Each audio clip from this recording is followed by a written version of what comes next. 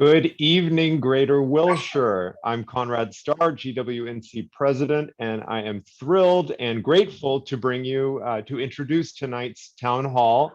By now, if you've been attending for the last few minutes, you are definitely in the right place. Land Use 101. This is a continuation of our Civics 101 Town Hall series that started way back during quarantine in 2020, back I believe in May. And this might be our sixth in the series. It's certainly the first of the summer, and it's the first of the new board term. So I want to thank Julia Moser, a member of our outreach committee, who kicked off, who spearheaded this series with that committee. And this is the first time that land use has contributed to this series. So grateful to everyone for bringing this topic to our stakeholders. TOC is something that's been on our been part of the dialogue for the last 3 years, and so far into it, we still have questions. So I think tonight's meeting is well deserved, and it's about time that we were able to sit down and really dig deep. So with that, I'm pleased to turn this over to Philip Farha, our land use chair. And if we could move to the next slide, please.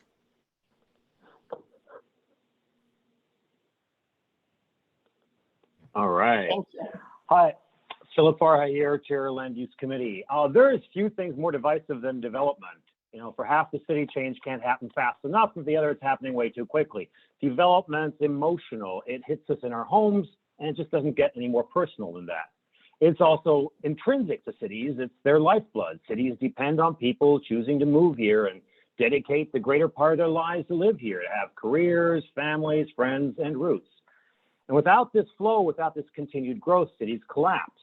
But for people to grow roots, we need a soil we can grow in. So question is, how can we fertilize this soil so we can grow sustainably? And there's no simple answers to that. You build less, you create urban sprawl, inefficiencies and inequalities, not to mention your carbon footprint goes through the roof. You build more and you radically alter neighborhoods and you destabilize those who already live there. You take away parking and people are faced with radical hurdles. You increase parking and valuable real estate that could belong to trees and humans goes to big polluting blocks of steel that sit idle for 22 hours a day. Everybody wants the same thing. We all want to live in a place that we love. We want to grow roots, and it's how we get there that we have differences about. And that's why this event is actually really great.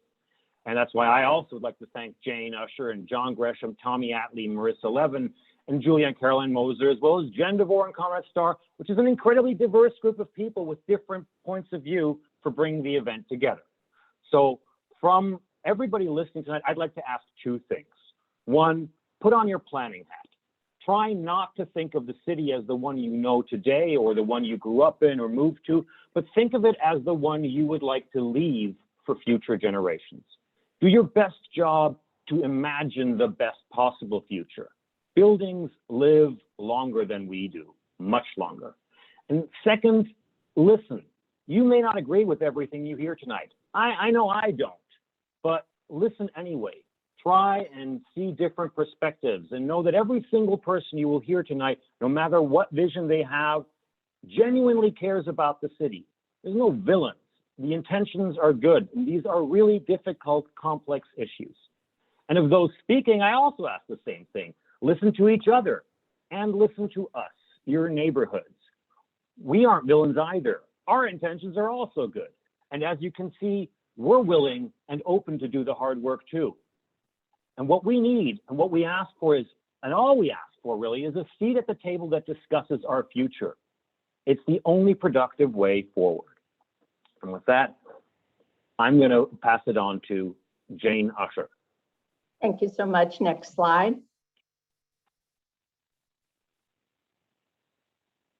So good evening. I'm Jane Usher. I'm one of your neighbors living in Windsor Square, former president of the city's planning commission. And I love the planning department. I'll just get that out of the way. The reason you're here tonight is to understand what all the chatter and what all the buzz is about transit-oriented communities. And you'll hear us simply call them TOC. So we're going to have our speakers tell you Where did this come from? We'll have different perspectives for you. You'll hear from city planning and what they think TOC means. You'll hear from an opponent. You'll hear from a proponent. My role tonight is to make sure that you know TOCs will affect the entire neighborhood. Now, I have a couple of things to say before we move to the next slide. The first is I want to direct you to the Q&A at the bottom of your screen where you are invited to put comments. And we'll get to your comments toward the end of the presentation after the city and our other speakers have presented. The other thing I want to do is I want to give you a very big picture for hearing the points of view that you're going to hear in a few minutes. So here's what I want you to imagine. I want you to think about Greater Wilshire, and I want you to think about the boulevards that have regular bus traffic. So regular bus line. I'm thinking La Brea, Western, Wilshire, Olympic, Melrose, and so forth. So I want you to imagine those boulevards. Next slide. Somebody move the slide. I want you to imagine those boulevards, and I want you to imagine where two of those boulevards with bus lines intersect. Okay, at that intersection, I want you to mentally draw a 1/2 mile radius. So every intersection within Greater Wilshire that meets the criteria of those two intersecting bus routes will draw a 1/2 mile radius, and every property within that 1/2 mile radius has a certain component or program or qualification to be a transit-oriented community. So 1/2 mile radius from two intersecting bus lines within Greater Wilshire, and you will be in a TOC tier. So I want you to have a mental map that this is very many places throughout Greater Wilshire, and we'll get to those places. Is Tommy with us? Has Tommy Atlee joined?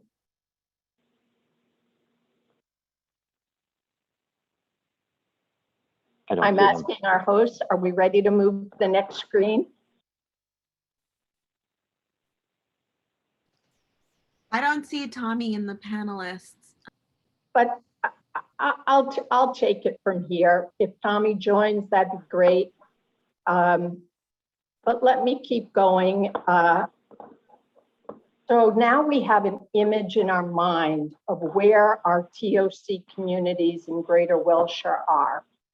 But I was going to hand this off to Tommy to show you maps, the actual maps. If Tommy hasn't joined us, why don't we go to the boundary map, then we'll go to the Larchmont Buzz map, and then we'll go to our list of projects. So we can move to the next slide. This should be familiar to those of you listening. This is the boundary or the outline of Greater Wilshire, and you can see our 15 communities, and you can also see our special interest representatives on the slide. So hopefully that outline looks familiar to you. We essentially extend from Melrose to Olympic, Western to La Brea. Next slide. So Tommy Atlee did the very useful thing of providing us with our boundary dotted or highlighted. Every little house that you see is a location where an individual TOC project has been proposed or is being built. So remember how we talked about the intersection of two bus lines and drawing the 1/2 mile radius? That's the reason why you're going to see some of these on Melrose.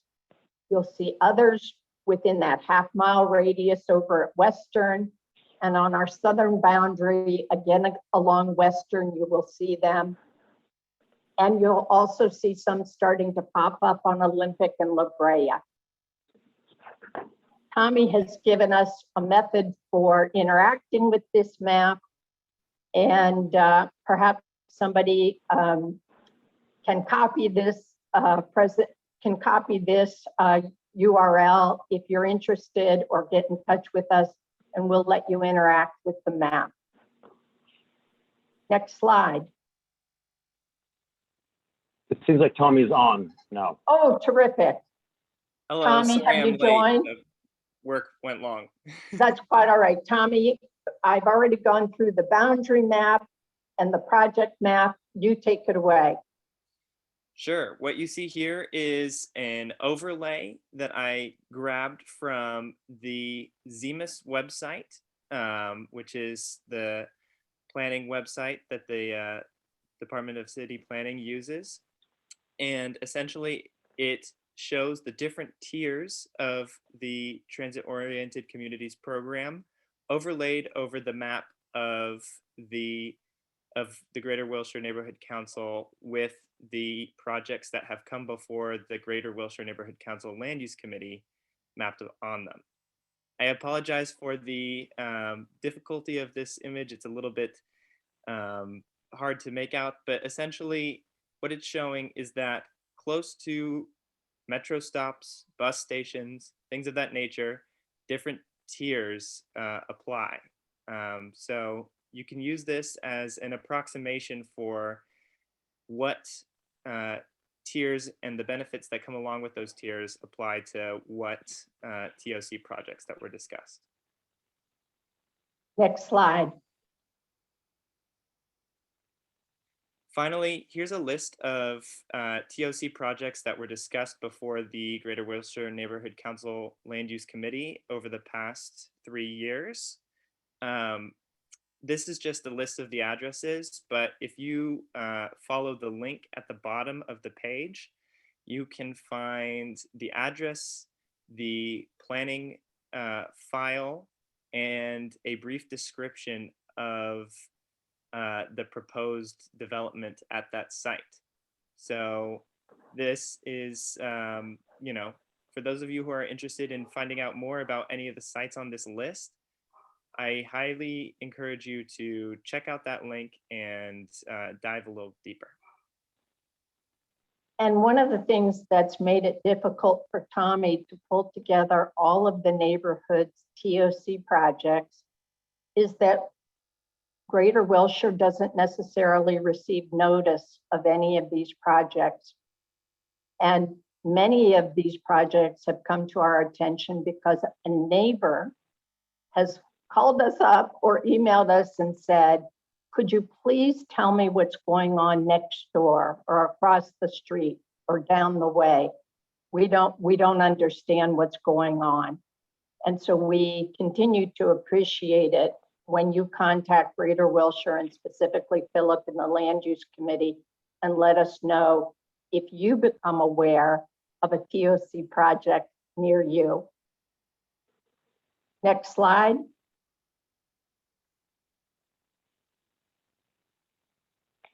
So hopefully all three of our presenting teams will be here tonight. We're going to begin with the City Planning Department, who will talk about where this all emanated from. You may remember that there was a ballot measure to build more affordable housing called JJJ. This is the outgrowth of Measure JJJ, which was approved on the ballot.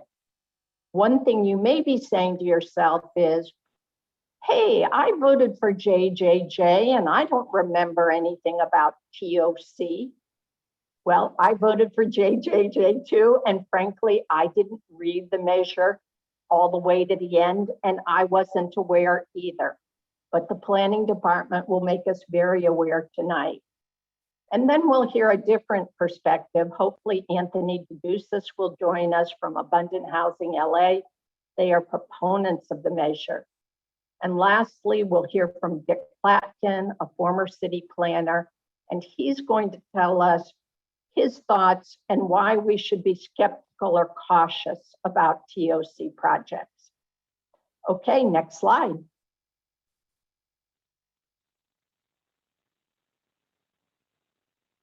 Next slide. So at this point, I'd like to introduce Nick Maricich of the Planning Department.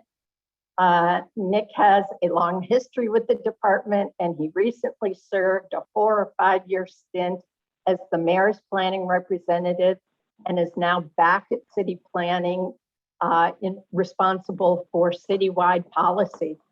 So we're really lucky to have Nick and his team.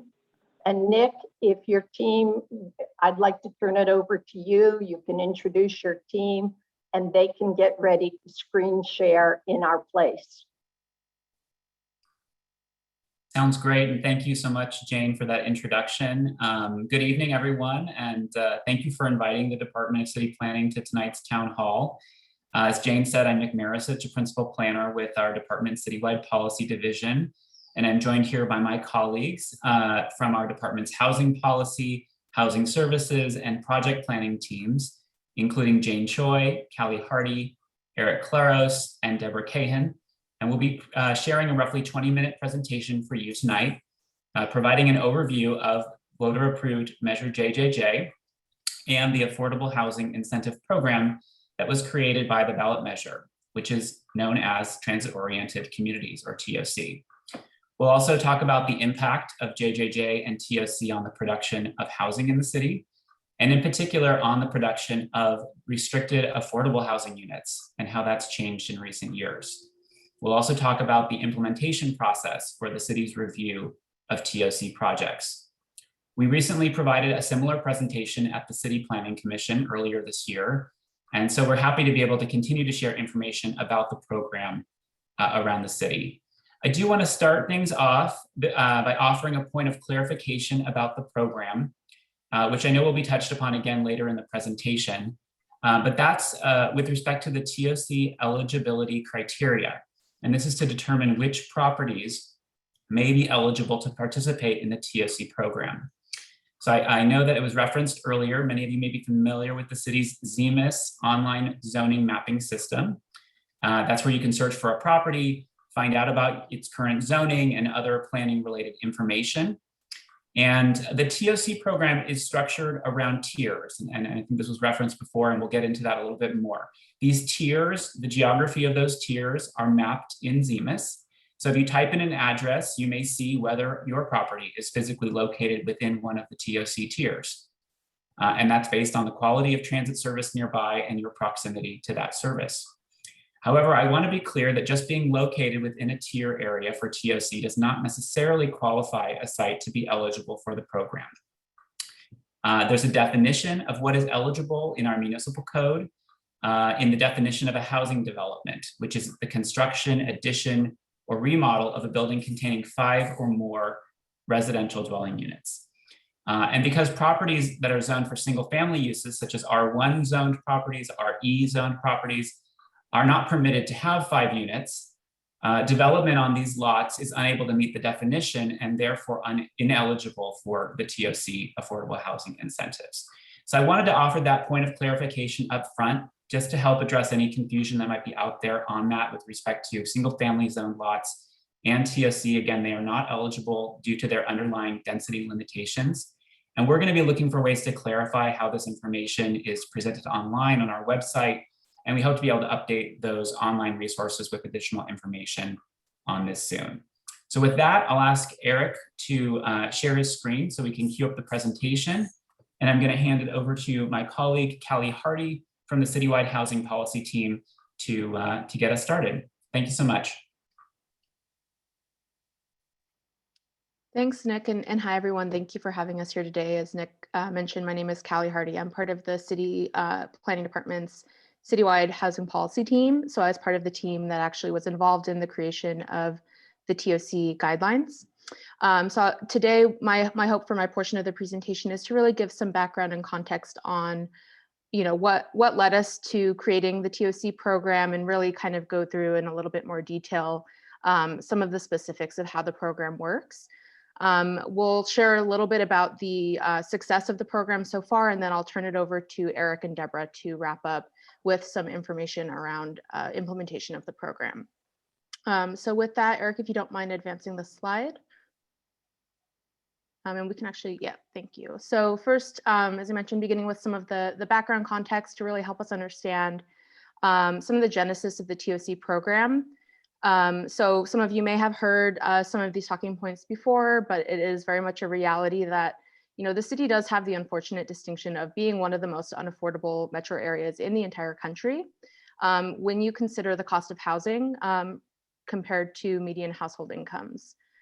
This is in large part due to the fact that as a city, we do have an extreme shortage of available homes, and in particular, affordable homes. And this has resulted in some of the highest rates of overcrowding, the fewest number of homes per adult in the country, as well as you may see kind of in your day-to-day, really increasing numbers of people who are losing their homes and falling into homelessness.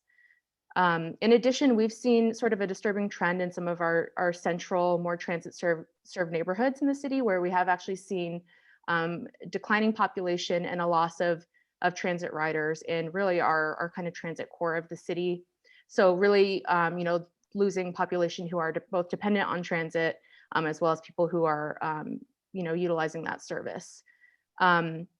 Just as a reflection of this, one of the many reflections of this shortage, the city was recently assigned a regional housing needs assessment allocation, also known as the RENA allocation, of over 456,000 units. So that's the number of housing units that we're required to plan for over the coming 8-year period as part of the city's housing plan. That's also called the housing element.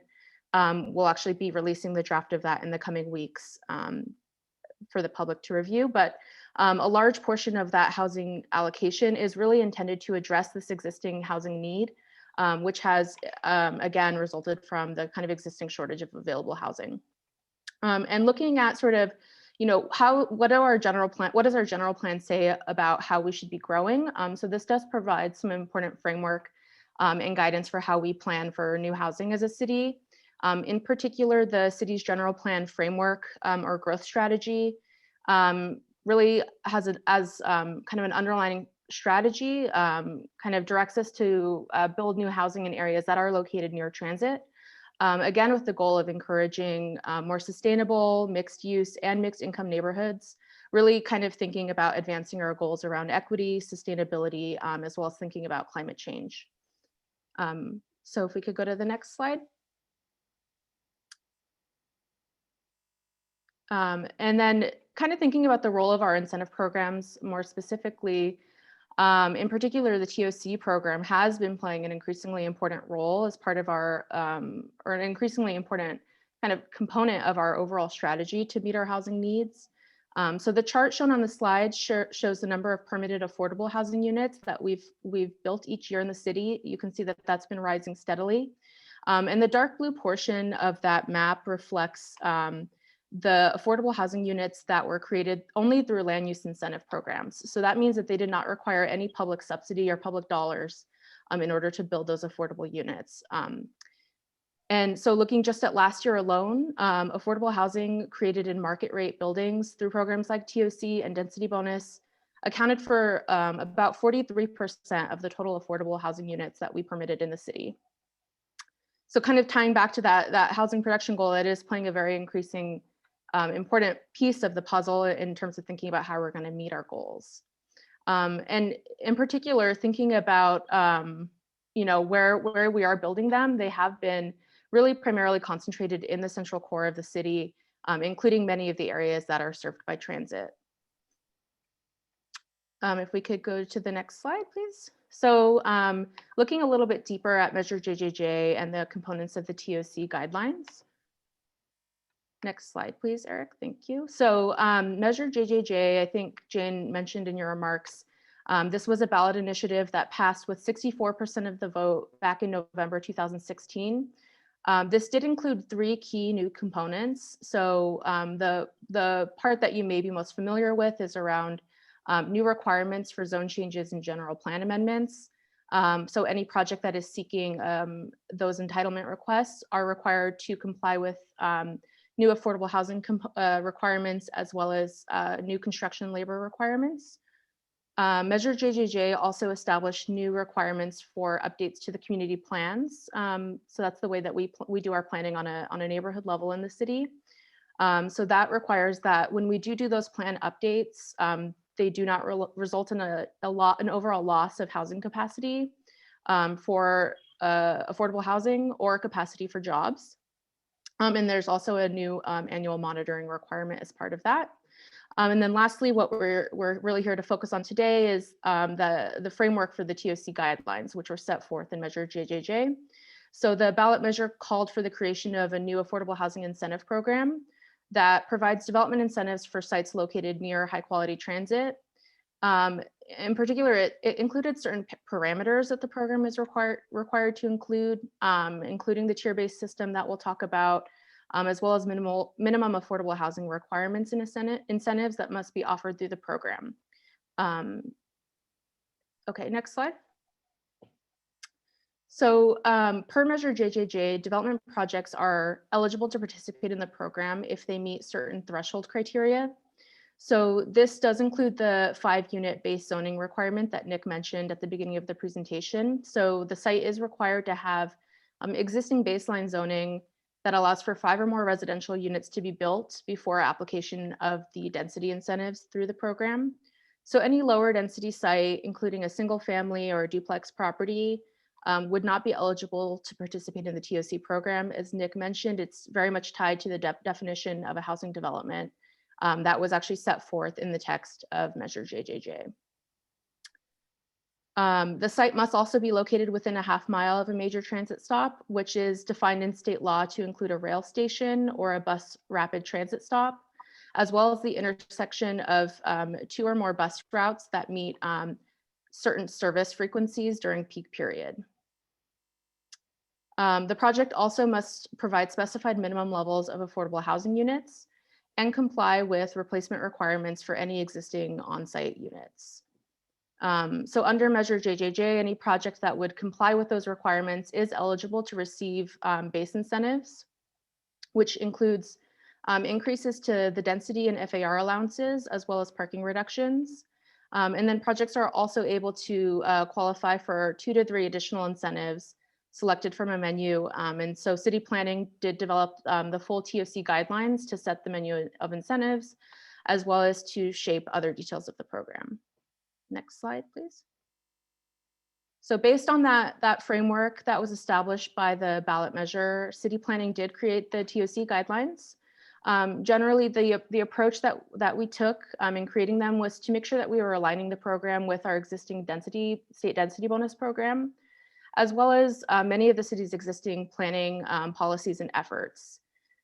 In particular, we did recognize that given really the variety of types of neighborhoods that we have in the city that are served by transit and would be covered under the TOC program, we did recognize that the incentives offered should vary based on the proximity to different types of transit, as well as by the underlying zoning conditions.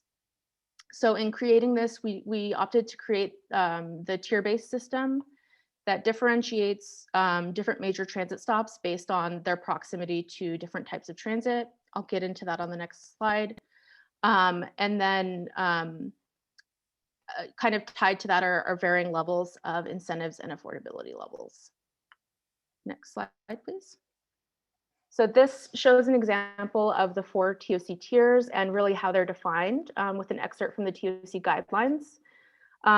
Just for time purposes, I'll just kind of walk through 2 of them. So looking at tier 1, which is the lowest tier and provides sort of the lowest level of incentives available through the program. That's really defined as that ½ mile radius from the intersection of 2 regular bus lines that meet the service frequency required under the state definition. And then on the other end of the spectrum, looking at our highest tier, tier 4, is really just looking at the areas really close to the intersection of a metro rail station with another rail line or a rapid bus line.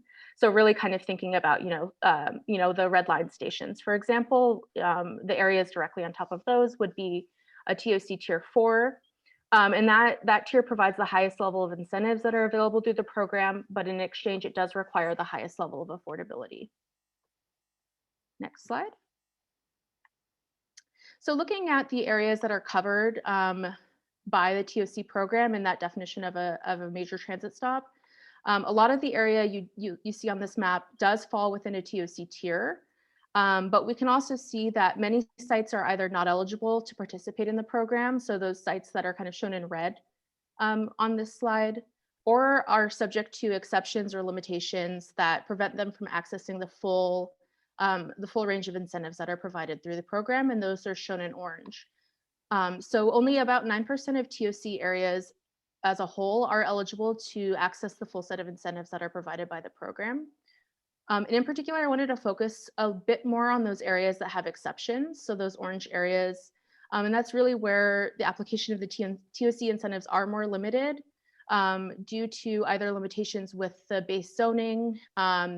Maybe there's a restrictive height district that limits the allowable height on a parcel, or there are overlays or other specific plans that further limit the applicability of the TOC incentives. And really, when we were designing the TOC program, we created these exceptions to help shape the program and really recognize other existing local planning efforts.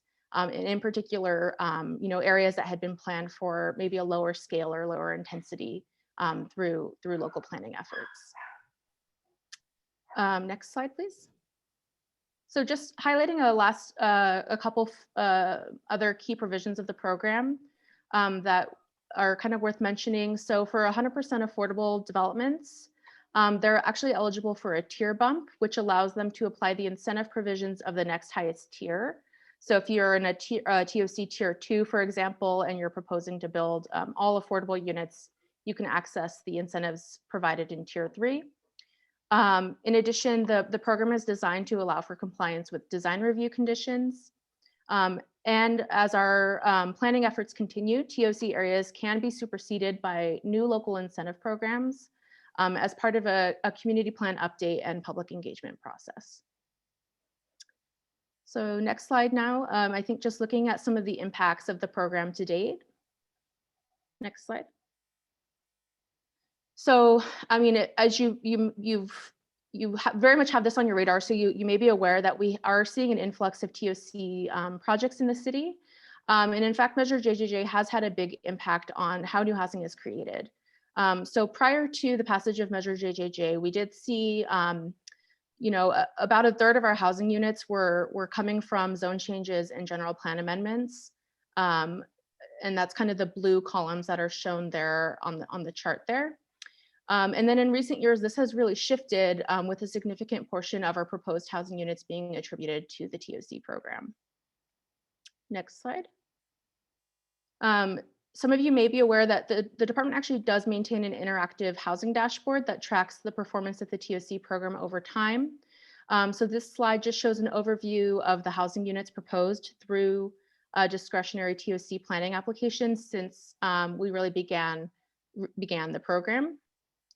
And then I'll focus in on the next slide on some of the key results. So in all, we have seen nearly 35,000 housing units proposed through the TOC program since it was initiated back in 2017. Of these, about 21% of the proposed units are affordable, and the vast majority of those have been restricted as extremely low income units, meaning that they must be rented at a rate that is affordable for households that earn no more than 30% of the area median income in the city.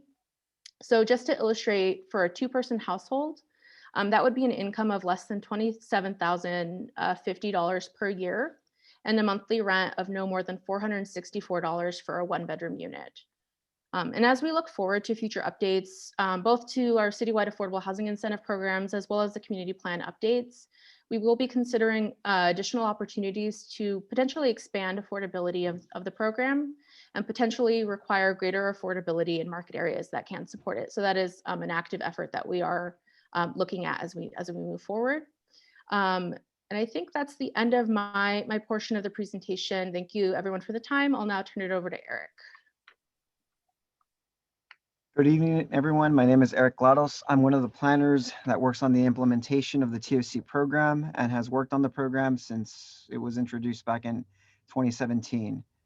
Let me just click here. So to reiterate again what a major transit stop is, it's any light rail station or a bus rapid transit stop The only real bus rapid transit system that exists right now in the city of LA is the Orange Line, so it's not something that comes up very frequently. Then another type of major transit stop, as already described, is the intersection of two bus routes, each with a service interval of 15 minutes or less. These major transit stops are, will continue to evolve, expand, or contract because bus routes and schedules change approximately every 6 months. And as a reminder, any site that must be eligible for the TOC program must be within a half-mile radius of any major transit stop. So again, as you've already highlighted yourselves, we have ZMIS, the Zoning Information and Map Access System, available for the public, which has an overlay that demonstrates which sites may be eligible for the TOC program, or at least are within the boundaries of a TOC radius. This is only for reference purposes only. Just because it says here that your site is eligible for tier 1 or tier 4 doesn't necessarily mean that is the case. Our unit and our planners are responsible for verifying that information. And one of the tools to do that is through a tier verification. It's a simple one-page application where we confirm your eligibility into the program and at what tier of incentives you may be eligible for. So because it's entirely reliant on bus service, we did also have to take into account the once in a lifetime nature of the pandemic that we're hopefully getting through in these next few months. Service levels did decrease during the pandemic. And as a result, we did make a policy decision to utilize the bus schedules and routes that were in place as of March 17 of 2020, which was the onset of the pandemic. So that is still the rule that we operate under. But in recent months, transit service has been restored to nearly pre-pandemic levels, and in some cases, has actually improved on it. So one of the ways that we verify whether you're eligible for a major transit stop is to look at bus schedules. So if a site is within a certain distance of a light rail station, that's very easy to determine. We have measuring tools for that. But in order to determine if the bus route has the required service intervals, we have to look at the schedules. It's going to be kind of hard for you to see, but on the left-hand side, you can see the stops in the eastbound direction. The first trip begins at 5:43 a.m. and ends at 7:03 a.m. And so what we do is we make sure that we have a certain number of eligible routes during the peak periods, which are those between 6 and 9 a.m. and 3 to 7 p.m. And then we calculate the median of that trip. So in this example, where the route begins at 5:43, that first stop is outside of the peak period, but it ends at 7:43 at 7:03, and so it does fall with the median. It falls at around like the 6:25 mark. So because that median does fall within the peak period time, it's an eligible route. And so we count all these eligible trips in order to determine what is the service interval. So the magic number is 28 trips, because when you divide 420, which is the total number of minutes within the peak times of 6 to 9 a.m. to 3 to 7 p.m., if you divide it by 28, you get exactly 15 minutes. So any route or any direction that has more than 28 trips is certainly going to qualify because it's going to have a service interval of less than 15 minutes. And any direction that has less than 28 trips is not going to qualify because it's going to have a service interval that's more than 15 minutes. And for a bus to qualify, both directions must have a service interval of 15 minutes or less. So in this example, the eastbound direction, sorry about that, the eastbound direction has a service interval of 14 minutes. And in the westbound, it has a service interval of 12.4 minutes. So this is an eligible route for our purposes. There are numerous incentives in the TOC program. There are those that are considered base incentives, which are granted automatically without any planning review, other than to make the distinction of whether it is eligible for the TOC program or not in the first place. So those base incentives are increased density, increased FAR, and reduced parking. Then there's a menu of additional incentives that an applicant may request such as yard setback reductions, open space reductions, increased height, or lot coverage increases, that must be requested through a planning action, an entitlement for the TOC program. Lastly, applicants may request up to 3 additional incentives if they provide the required number of affordable units, and applicants may be eligible for up to 5 additional incentives if they are willing to comply with the labor provisions of Measure JJJ. So this shows a summary of all the TOC incentives that you can get. Generally, the higher the tier, the better the incentives, but it also the higher requirement of affordability levels. So if you look at, for example, tier 1, the minimum requirement of affordable units is 8% of the total set aside for extremely low income households. But at tier 4, that number has increased to 11% of the total number of units. And then, density has increased from tier 1 to at the start is a 50% increase, and at tier 4, it's an 80% increase.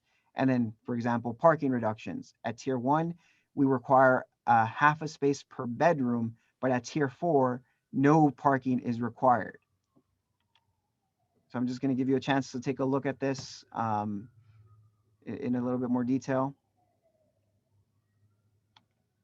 Then some explanations of some of these incentives. In particular, height I know is a major concern in many neighborhoods.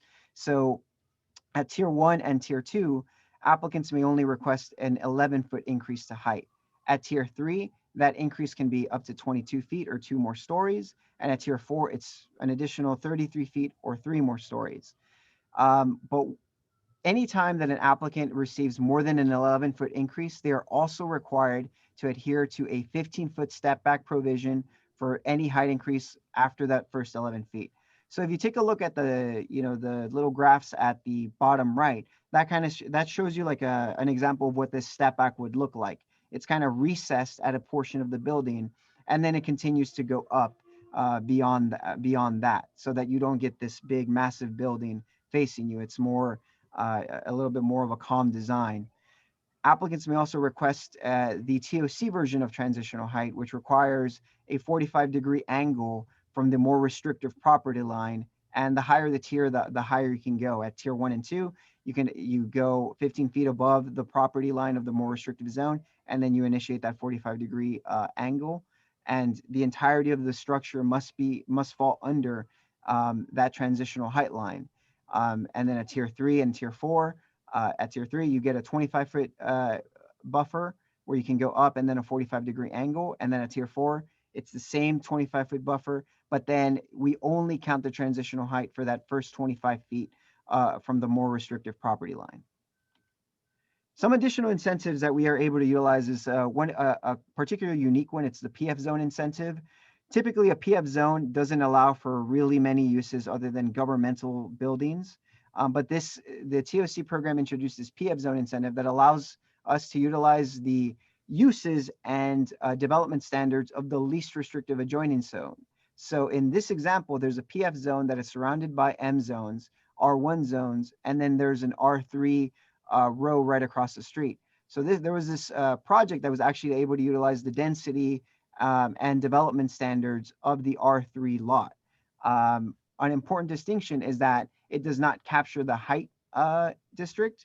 So they were still limited to a 30-foot baseline height in this example.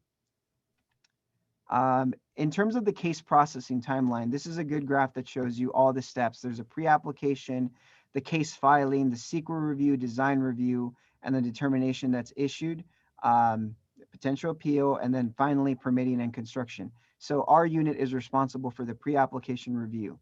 So that typically involves consultations with multiple departments, including the housing department, the Bureau of Engineering, Building and Safety, and of course, city planning.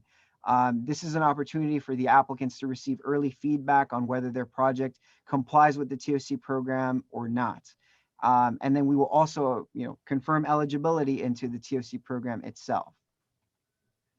And so the major step for filing a planning entitlement for the TOC program is to submit either a tier verification or a TOC referral form. The tier verification is used by many applicants to first confirm whether they're eligible for the TOC program or not before they invest a lot of money into creating plans and, maybe even purchasing the site. It can also be used for by right ministerial projects, which are, again, those that only utilize the base incentives, which again are density, FAR, and reduced parking. If there's a discretionary component of the project, for example, if the TOC component is by right, but it triggers site plan review, or if the applicant is requesting additional incentives of the TOC program, then they're required to submit a TOC referral form, which is a 6-page document, which has much more detailed information about the project, such as the number of units, the incentives that are requested, the number of affordable units that are going to be set aside, and of course, like what level of incentives they're requesting. This document, there's a back and forth between our staff and the developer to make sure that they are requesting the right entitlements, that they're providing the right number and type of affordable units, and that they're using the incentives of the program correctly. Once this document is signed, that is the green light to go ahead and file the planning entitlement for TOC approval, assuming that the applicant has also obtained all other referral forms necessary to file a planning entitlement. And so with that, I'm going to turn it over to my colleague, Deborah Kahen. Thank you, Ulysses. I'm Deborah Kahen, Senior City Planner of the Central Project Planning Division. I'll be discussing what happens to a TOC project once the case is filed. Ulysses covered the pre-application review process. We'll take a deeper dive into the following steps. Next slide, please.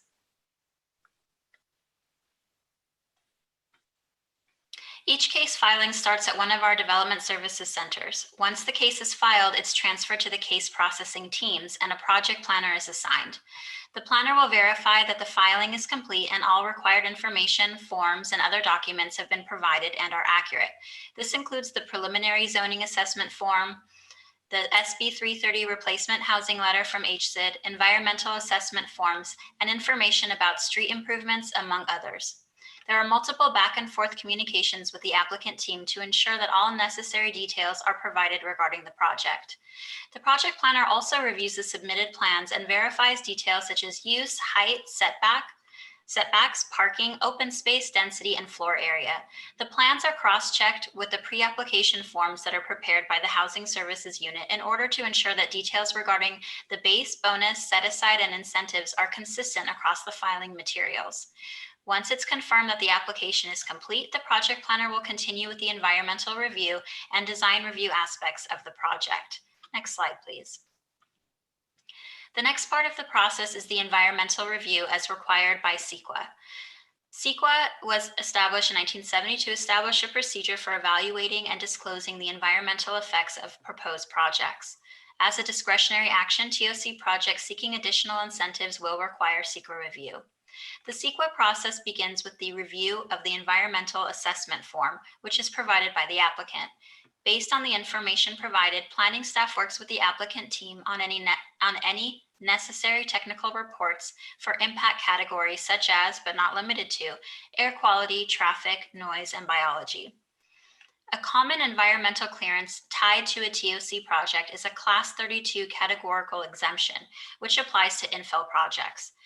The categorical exemption, or CE, signifies that the project is excluded from CEQA consideration as defined by the state legislature.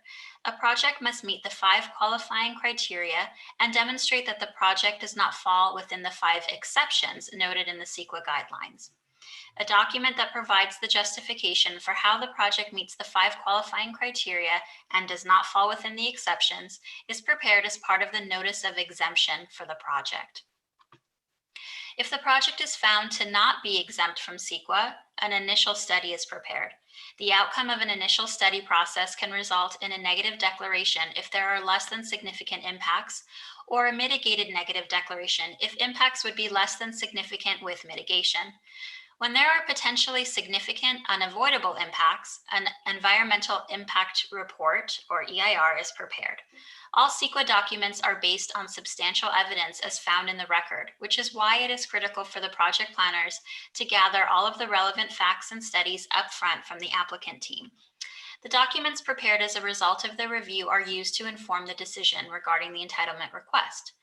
Project planners simultaneously engage the urban design studio to vet the design conformance of projects as allowed for by the TOC program. Next slide, please.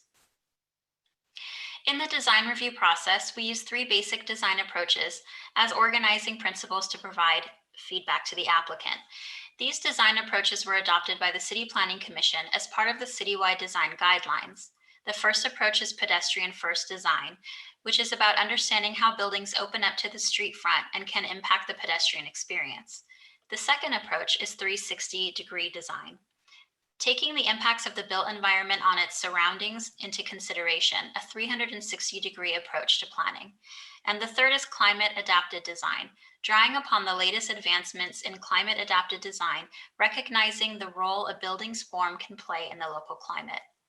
Next slide, please. Once design review has been conducted and the assigned planner has all the relevant documents and has ensured that they are correct and accurate, they are then ready to prepare the letter of determination. As I describe this process, you will hear that throughout we have many checks and balances to ensure accurate and correct decision making. As long as all requirements of the TOC guidelines and the relevant code sections are followed, an approval letter will be issued. I emphasize this because at this point, really all the boxes have been checked. The applicant has done due diligence with planning and other departments, and the planner is assembling all of this information into the final product, the decision letter, and they ensure that the correct conditions of approval are included and that the findings are made. Most of the conditions of approval and findings are very standardized from project to project with certain pieces varying, like the project numbers. So the unit count, height, those things would differ, but the general format and wording of the conditions and findings are standard throughout the department and have been created with input from multiple divisions, HCID, and the City Attorney's Office. Once a decision letter is drafted by the assigned planner, they are then internally vetted and reviewed by at least 2 and sometimes 3 supervisors to again ensure that they have been properly and correctly written. Once it is signed, the decision letter is ready to be mailed out to the recipients that the code requires, which are owners of a property abutting the subject project and the neighborhood council, and then any interested people who have asked to get a copy. Next slide, please. The issuance of the decision letter starts the appeal period in which the applicant or an abutting owner or tenant of the project can appeal. When the COVID pandemic began in March, the department created an option for appeals to be filed online to further reduce barriers to file an appeal. If an appeal is filed, the department has a communications protocol and series of frequently asked questions that can be shared with an appellant, particularly if it's their first time appealing a project with the department. This is to ensure that the appellant understands the process, what's expected of them, and how they can go about making their appeal points. This is because we want to ensure a transparent and clear process for everyone involved. The assigned planner drafts an appeal response report with a point-by-point analysis of all appeal arguments, and this is yet another opportunity to ensure that all the facts of the case support the decision that was made. Staff again reviews all the submitted materials and weighs them against appeal points. We often have internal communications with the City Attorney's Office or the Housing and Community Investment Department if we have questions or need additional information. This staff recommendation report is then internally reviewed by at least 2 supervisors as well as the City Attorney's Office and is then presented at a City Planning Commission meeting. The commission is tasked with determining if the department erred in making the original decision. The commission may reverse or modify in whole or in part the decision based on whether the findings can be made. Next slide, please. The final step in the process is the permitting and construction phase. Again, it's another checks and balances to ensure that what was approved by planning is built according to the conditions of approval. The applicant is required to get permit clearances from our department as well as other departments, including Building and Safety, HCID, Department of Transportation, BOE, Sanitation for lid requirements, ADA access, Urban Forestry for trees, Fire Department, and so on. Each of these departments is tasked at this phase for ensuring that the project meets all of their requirements. During the planning department's permit clearance process, if any questions about the project plans arise, there may be additional internal conversations to ensure the clearances are correct. Once permits are issued, then the applicant may begin with their construction phase, which is inspected and enforced by Building and Safety, and we have then reached the end of the process. The TOC approval process is very rigorous and follows a set of procedures that create no room for deviation from the required guidelines and code requirements. The individual planners preparing these cases work hard to ensure that all rules and regulations are followed precisely so that there can be trust and acceptance of our role in approving these projects. This concludes our presentation. Thank you for your time. We welcome any follow-up questions to be coordinated through Jane Usher. Thank you for your time again and have a good night. So if I could ask our screen share for Greater Wilshire to be put back on and the screen share for the city to stop. Thank you. Before the city leaves, Nick, perhaps you could designate one of your planners. I think a question that will come up a lot, and this is the only one I'm going to ask, is what is the role of the neighbors in the neighborhood council in the process of reviewing and approving a TOC? Sure, thanks, Jane. And maybe I could ask Callie, if Callie or Eric, who I see are still on the call, might be able to speak to that specifically. There was mention in the presentation around notification of neighborhood councils when a discretionary TOC application is filed. And so I want to make sure I see Jane is here as well. Maybe Jane or Eric or Callie can provide a little bit more detail on that question. Thank you. I can start us off. Good evening, everyone. I'm Jane Choi, Principal Planner. In terms of public participation, the TOC discretionary application isn't one that mandates a public hearing if it's just a TOC project. However, we always welcome public participation, public comments. We have an early notification system, so when a case is filed, all of the neighborhood councils are notified. Every 2 weeks, we have notification on cases that are filed by your neighborhood council boundaries. So there will be notification. We also, welcome any communication to the planners. There is a way through ZMIS, our Zone Information and Map Access System at zmis.lacity.org, where you can type in an address and see cases filed for a certain property, and it'll connect you to the name of the planner who's responsible for the project. We welcome comments, and typically a public hearing is held when an appeal is filed, but at any point, and in terms of the appeal filing, there's specific limitations on who can file an appeal, but we certainly welcome any comments from neighborhood councils, members of the public, and neighbors as well. Jane, could you just clarify for us? I don't believe we're getting notice of the TOC projects that just are requesting the base incentives. Could you clarify whether we as a neighborhood council are notified of those projects? You just jogged my memory too, that when a discretionary TOC case is filed, the duplicate packet also goes out to the neighborhood councils. But as Eric pointed out, for ministerial cases, there's just the ADM tier verification. And because those projects go straight to building and safety, the planning department, there is no notification that comes from us regarding those projects. Thank you. Thank you. I'd like to thank all of the city planners for taking their evening to speak with us. It's really, really helpful.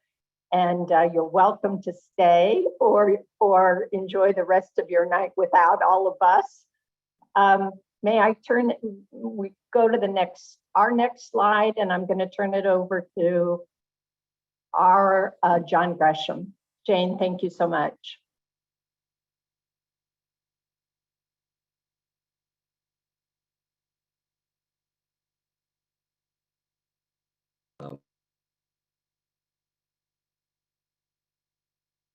Sorry, the first failure to unmute just occurred. I apologize.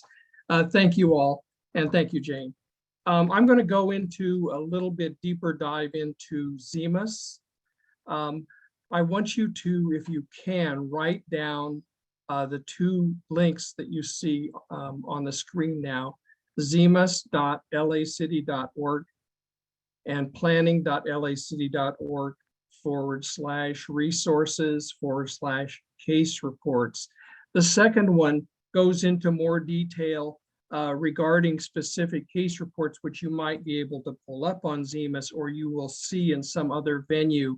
You can also look up to see what projects are occurring in your area, in the neighborhood council, and it's good for that kind of search. We're going to focus tonight on Zemus because that is something you can immediately use and in order to become better informed about planning cases and about the status of your property with regard to what we've been discussing tonight. When you first go to that website, the first screen that's going to come up is going to be an address search. And what I encourage you to do is to put in the address that you know best, and that would be the address where you live, where you reside, and put in the number and the street name, and you will start being able to use Zemus right away. Let's see. May I have the next slide, please? Zemus is smart enough to determine, by the way, the type of street you're requesting. So you're going to see a map when you go to the next screen of surrounding streets with the property that you entered highlighted or outlined in blue in the middle.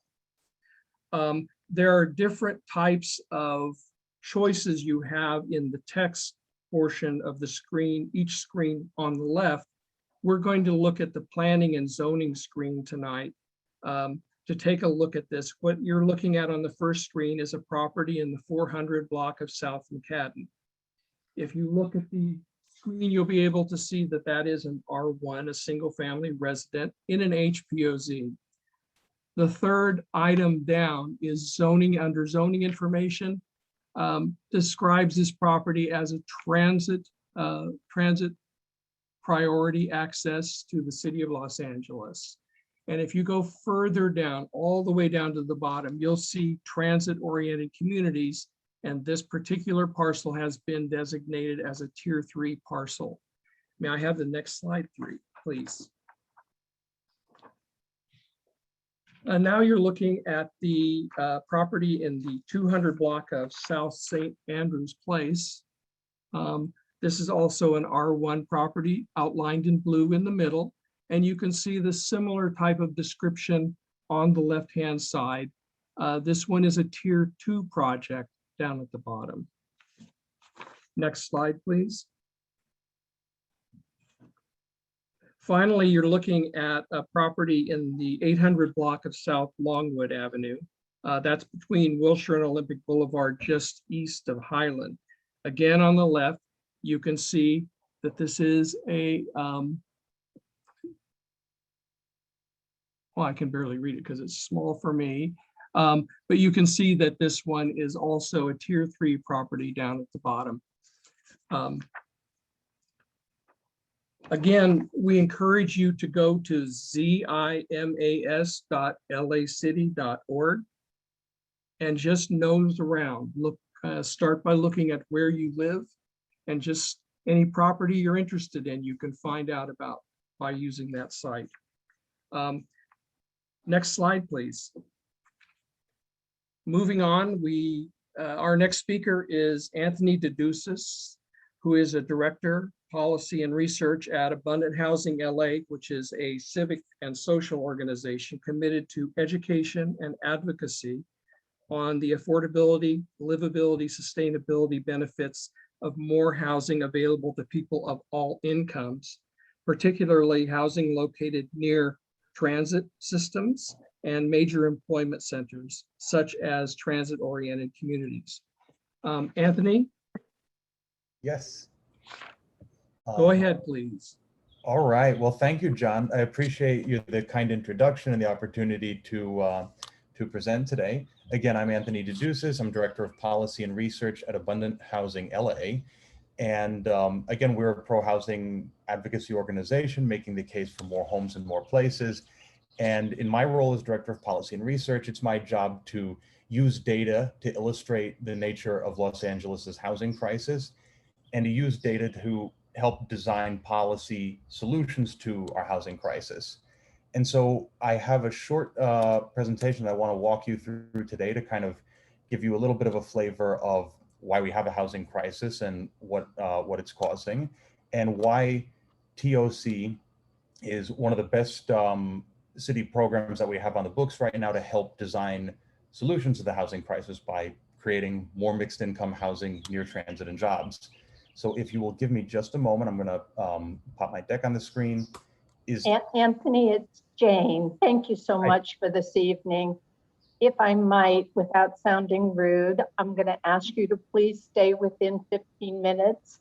I can see that we're running long, and I want all of our speakers, plus our neighbors, to have a chance to participate.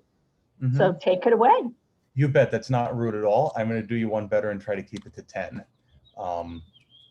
So very quickly here, again, we are a 501c4 nonprofit organization, and we advocate for reforms to zoning and land use and housing policy to make housing more abundant and affordable at all levels of income. And since I know probably people are going to ask me, I have this on their mind, no, we do not accept any funding from developers or land use consultants or real estate professionals. We don't do that because that would not be very smart of us.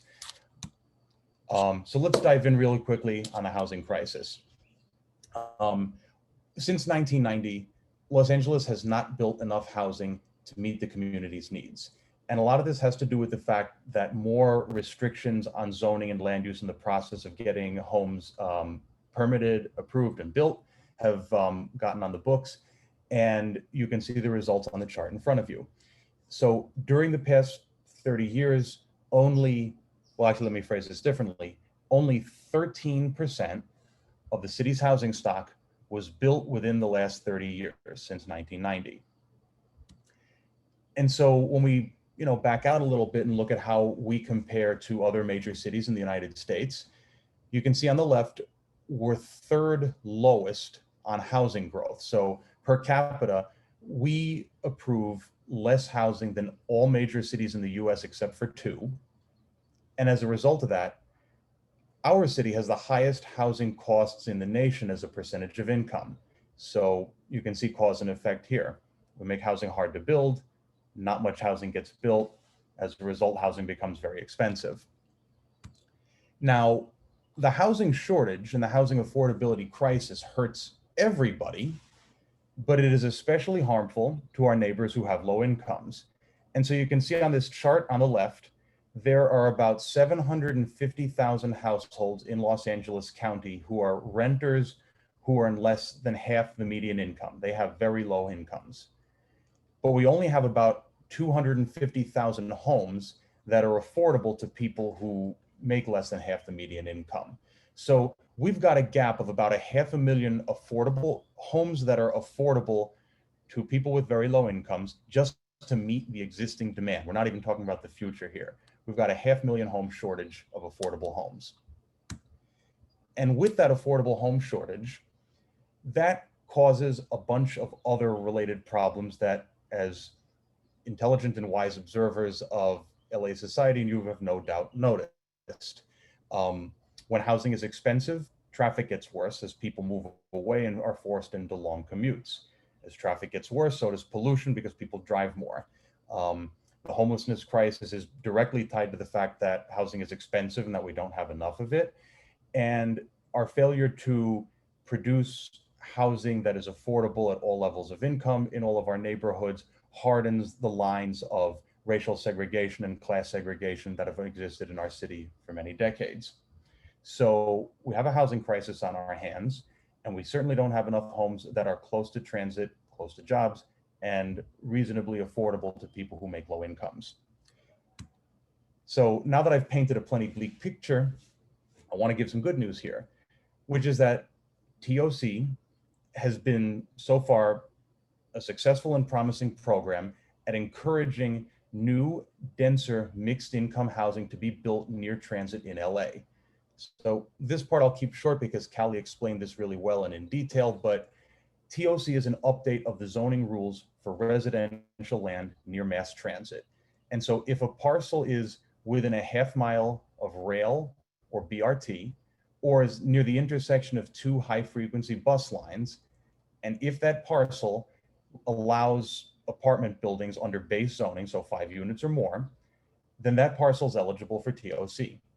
And again, it bears repeating that TOC is a program that was approved by the voters through Measure JJJ. So one of the provisions of JJJ was to instruct planning to create a program that would incentivize affordable housing production near mass transit. And so this is basically how the program works. It essentially sets up a trade-off for private sector home builders. It says, if you are willing to set aside a percentage of the homes in a project at a low rent to people who fall below a certain income level, then the project can be built larger and denser and get approved more quickly by staff.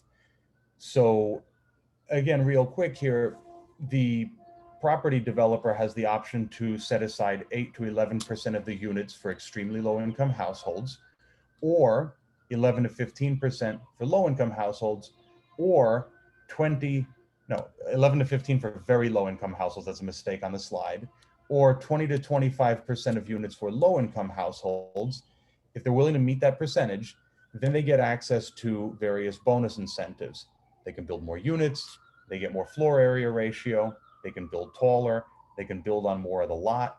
They don't have to provide as much on-site parking, or in some cases, they don't have to provide any at all. And projects get approved in a streamlined process by planning staff and not by city council members. And that's important because we have a corruption problem in this city, and getting city council out of the real estate business and having projects be approved by staff is an important reform towards removing the kinds of corruption opportunities that we've seen in the recent past. So that's the program, but what are the effects? Since TOC was created in late 2017, over 35,000 homes have been proposed or permitted in that program. And of that number, 21% are affordable to low income households. They're income restricted, they're rented at a low rent. And so if you double click a little bit and you look at where these homes have been proposed or permitted, so this map I built will show you that the neighborhoods that have had the most TOC homes are Koreatown, Westlake, Palms, Sawtelle, and to a lesser extent, Hollywood and East Hollywood. It bears repeating that both private sector home builders who are building mixed income housing, as well as nonprofits that build mission-driven nonprofits that build 100% affordable housing use the TOC incentives. In fact, last year, or rather, sorry, let me check my notes. In 2019, about 40% of the total homes, period, total that were proposed in LA were proposed as through the TOC program. And last year, half of the affordable units that were approved citywide were in TOC projects that are 100% affordable. So you can see that the program's having an effect. It's probably the most successful program that the city has created in recent years to incentivize the production of affordable homes for lower income households. Now, we have, that's an indictment of the broader system. We need much more. I mean, you saw that we have a 500,000 home shortage in the county, and we need to do a lot more, but this is a big and significant step in the right direction. One other point that's worth making here is regarding demolition of existing units. There is a valid concern about TOC that it involves the demolition of existing apartments, often rent-controlled ones. But when you look at the data, you can see that for every unit demolished as a result of a TOC program, 17 new ones are created, and that includes 2 that are affordable to lower income households. And so the reason for that is that the significant majority of TOC projects do not involve the demolition of any rent-controlled apartments. 56% are on vacant lots or on commercial parcels. and 14% replace a single family home with multifamily apartments. One other thing here that's worth noting is that TOC requires the one-to-one replacement of any RSO rent-controlled units that are demolished with income-restricted affordable units. So if your project demolishes two RSO units, you have to build at least 2 income-restricted units. And in many cases, income-restricted units are better than rent-controlled units from an affordability standpoint, because don't forget, not every rent-controlled unit is necessarily affordable. One last point I want to make here is that there are no perfect things in this life, and everything has room for improvement. TOC has room for improvement too. And our organization has supported various policy measures that, if adopted, would make TOC even more effective at producing mixed income housing. We should make more locations eligible for TOC, for example. So I mentioned earlier that single family parcels, duplexes, are ineligible for TOC, even if they're near rail or bus. We believe that that should change. There are major corridors and areas that are near high frequency bus stops that don't qualify today. Again, we think that should change, and that these should also be places where TOC are eligible. We would make on-site parking optional for all TOC projects. Right now, although TOC allows you to build less parking, in most cases, you still have to build a flat amount of parking. And if the property owner had if it were up to the property owner to decide for themselves how many parking spaces they believe their customers will need, that would result in lower costs of building housing, because parking costs money to build, and it would make more projects economically feasible. Speaking of economic feasibility, this is an important one. We would make the density bonus, the maximum FAR, and the maximum height larger. One thing that's important here is that since the affordability percentage, that 8%, 8 to 11% that I talked about earlier, is a percentage of the total building size, legalizing bigger buildings directly creates more affordable units. Remember, people don't live in percentages, they live in units. And the last point I would make is that it has been observed that the TOC program has delivered units that are affordable to extremely low income households, but hasn't been as effective at creating very low income or low income units. So tweaking the incentives might be helpful here. So just to briefly wrap things up here, to end our housing affordability crisis, we need to end housing scarcity and create housing abundance. There's no way around that. More housing is not the whole answer to our housing crisis, but it is at the heart of the solution. And so earlier in the presentation, I painted a bleak picture about how housing scarcity and housing unaffordability makes a lot of other problems worse. Well, the converse is true. If we can create a city where there is housing abundance, especially near transit and in areas with high housing demand, that's going to make it easier for people to get to work or to meet their friends or to explore LA, and while leaving the car at home. It'll mean lower housing costs, less traffic. It'll mean less segregation and displacement, neighborhoods that are more welcoming to people of all backgrounds and walks of life. We needed to help to fully address and end our homelessness crisis and create the conditions for greater economic opportunity and to solve climate change and GHG emissions. There's a lot of good that can be done here by doubling down on successful programs like TOC that directly make housing easier to build and make it more affordable. So that's what I've got for you today. Thank you again for the opportunity to present here, and I'm happy to stick around for the Q&A. Anthony, thank you so much. That was terrific. If we could screen share back, I'd like to move us to our next presenter.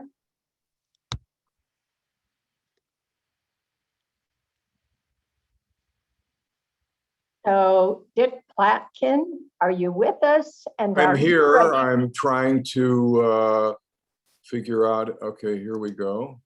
So we'll stop screen sharing, Dick. There you are. I can see your screen.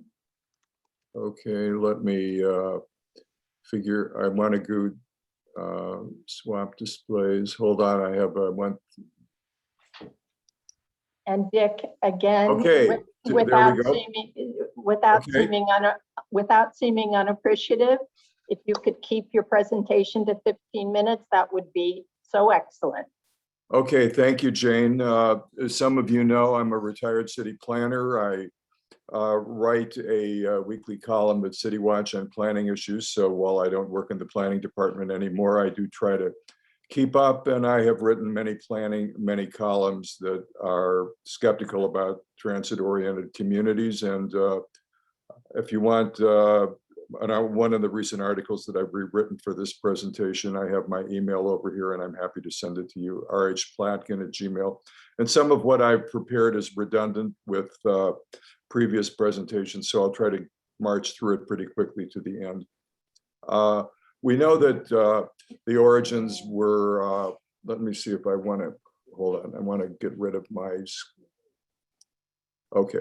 We know that the origins were Measure JJJ, which was adopted by the voters in 2016. And it was presented to the voters as a way to create more affordable housing and good paying jobs. And it was to be implemented by an ordinance, which the Department of City Planning called the Transit-Oriented Guidelines. If you look at my cursor, I'll show you where it is.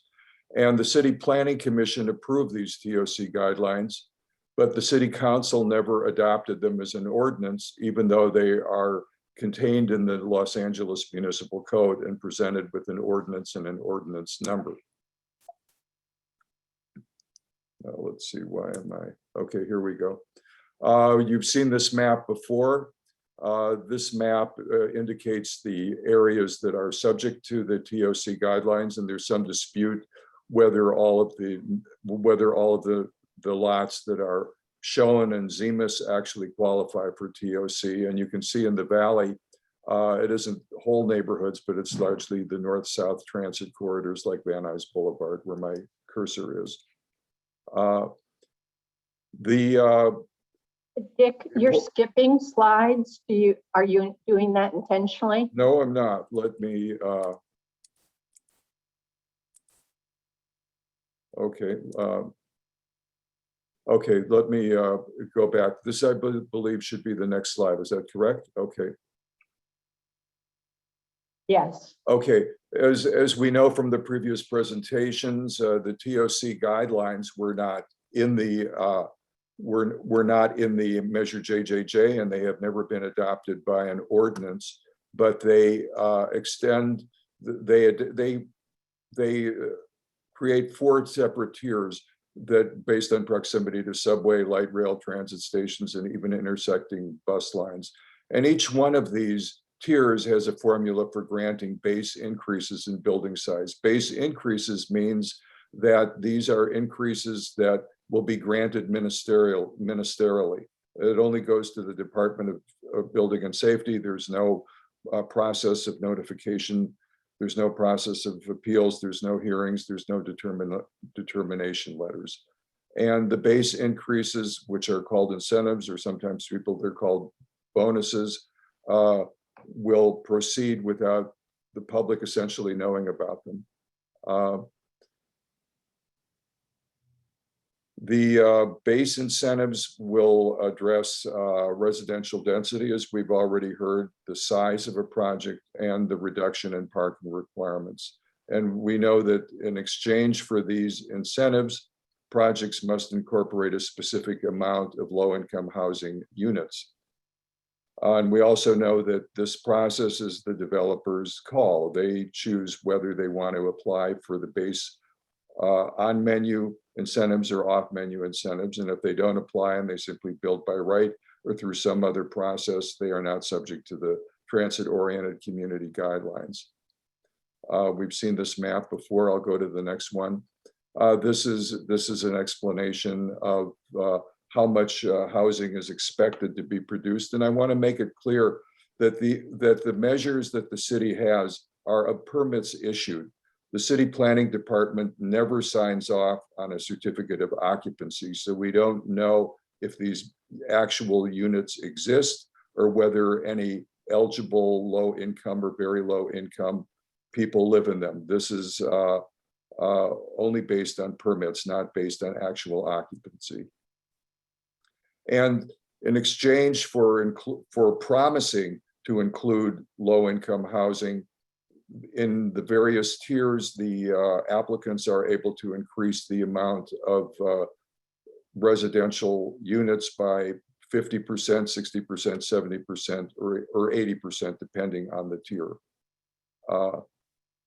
Now, in most of LA, floor area ratio is limited to 1.5. It used to be 3.0, but Proposition U, adopted, I think, in 1978, reduced it to 1.5. By a base increase, which will never go to the public, you can increase this to 2.75, or in some cases up to 4.25. So this, I would argue, is a way of getting a zone change without actually having to go to the city council and going through a process of public hearings, debates, votes, and appeals. We'll talk about this more later. And as we know from city planning's presentation, if you go to the off-menu options, you can also have increases in or reduction in yards and setbacks, reduction in required open space, reduction in lot coverage, reduction in the width of a lot, an increase in height of up to 1 to 3 stories, depending on the tier, and a change in transitional height. This is an example of one very contentious TOC project. This one is at 954 Catalina in Koreatown. Now, I should make it clear, this is a rendering, this is not a photograph. But as you can see, it certainly is out of character and out of scale. Let me deal, since I've marched through that, what I see is the problems, and I have made a list of additional problems. First of all, the TOC guidelines differ from Measure JJJ. Measure JJJ was supposed to be implemented, but for instance, there are no tiers in Measure JJJ.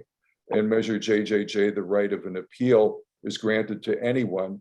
And TOC guidelines, it's only to adjacent or abutting property owners or the applicants. Another problem is that the TOC guidelines, and I'm now at problem number 2, the TOC guidelines are called an ordinance, but only part of them were inserted into the LAMC, the Los Angeles Municipal Code, without a city council vote. So they really shouldn't be there at all. And guidelines do not have the force of an ordinance. There is no way that you could change the zoning of a parcel without going to the city council, yet these guidelines allow that to happen.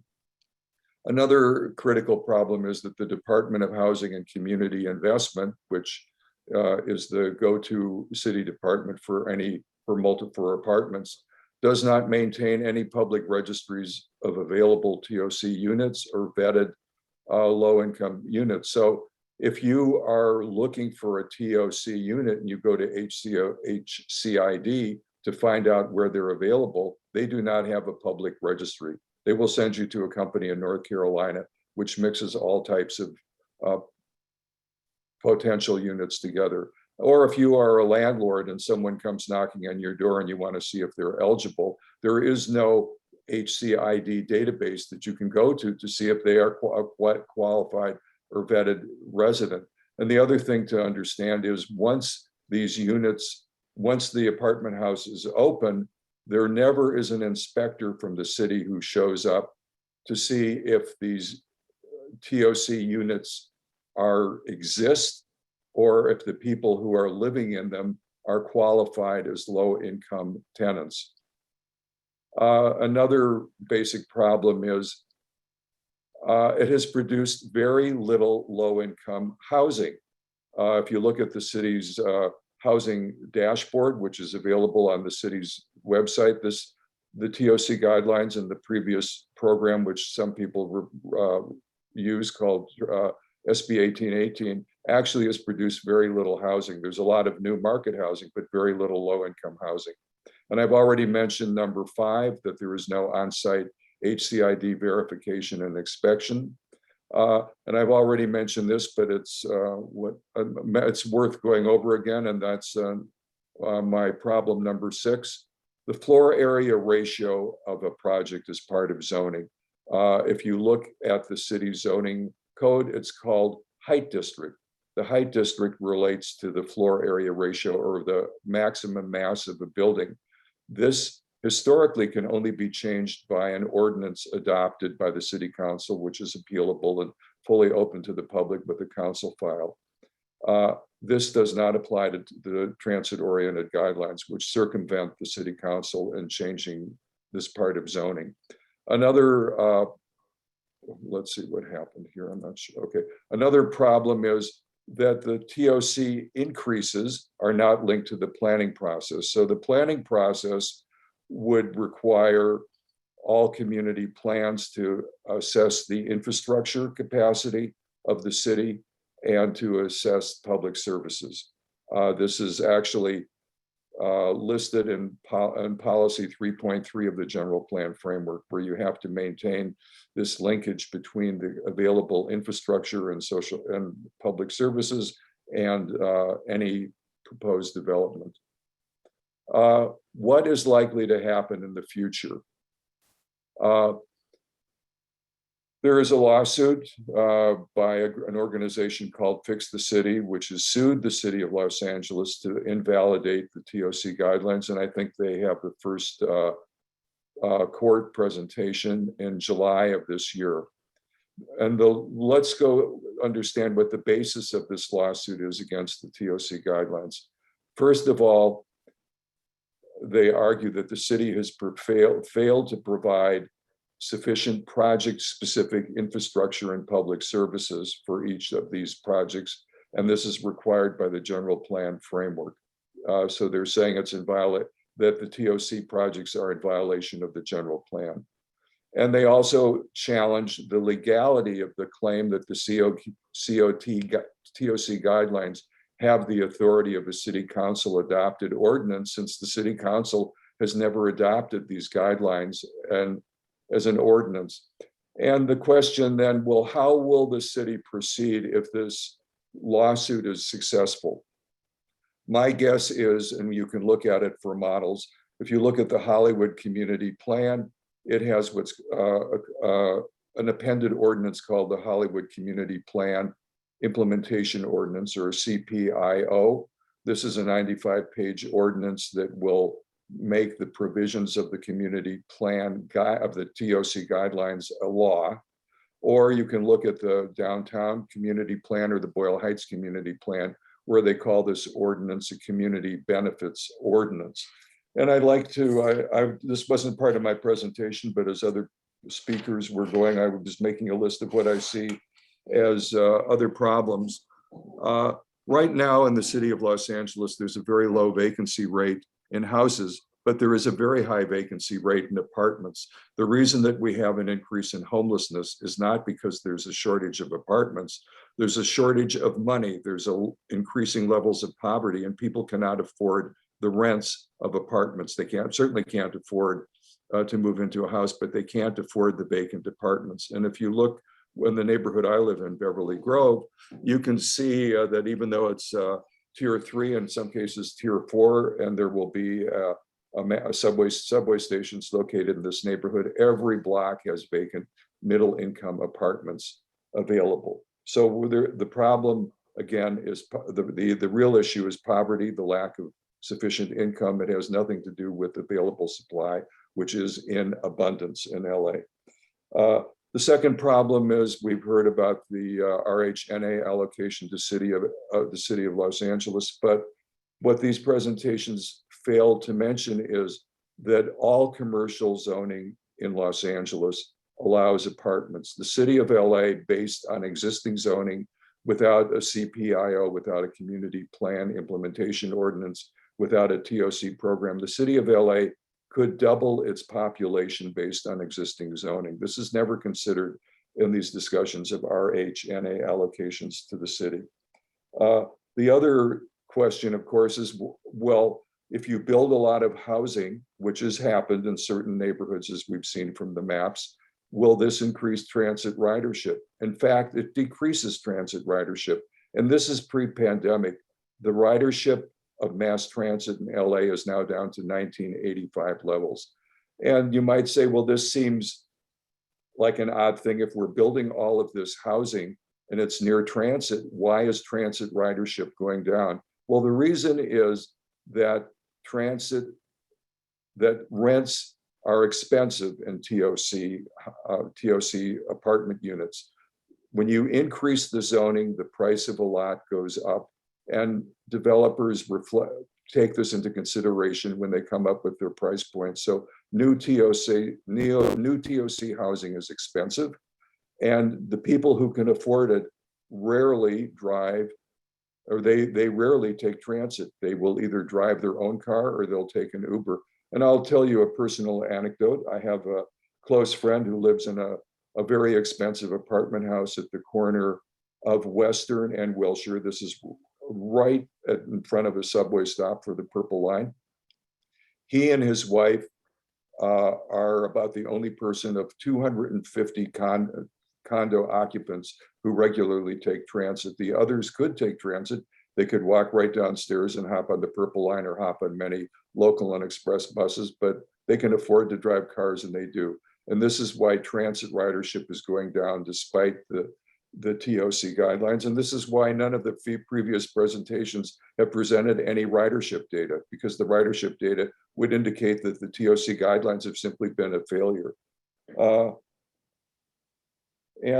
I should also add that we've heard that the TOC bonuses are divided into those which are granted as an administrative process through building and safety, but are also granted as a discretionary option through the Department of City Planning. But on both a legal basis and a practical basis, it is nearly impossible for residents to find out about these projects. It's true that neighbors who are immediately abutting or adjacent, but people who follow these issues, as Jane Usher pointed out, usually find out about them strictly by word of mouth. And people who are waiting for a determination letter, such as the people from Fix the City, said it sometimes takes months and months, long after any appeal process is expired, for them to actually track down the letter. And at this point, I'm going to stop. I really marched through this quickly, but I'm happy to answer any questions if they pop up through the chat. Thank you so much. So Dick, thank you. That was also an excellent presentation. And for our participants, our listeners, you've now heard very different points of view and very different analyses and takes on the same TOC program. So Dick, if you'll stop screen sharing. Yes. And Greater Wilshire will put back our screen, because I'd like to move the presentation to the next slide. And if I could ask Julia, Moser, and Marissa Levin to take it away from here. What we're going to do is Julia and Marissa will share the questions that you have presented. And some of them we may even be able to answer. If we can't, we will get you answers.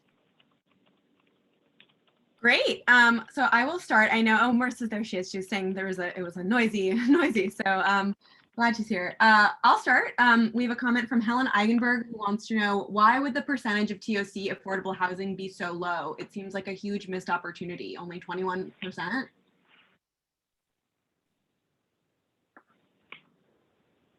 So that's great observation. I think what we're seeing in our neighborhoods TOC projects, and you saw the map early on, Helen, what we're seeing is more around the number of 10%.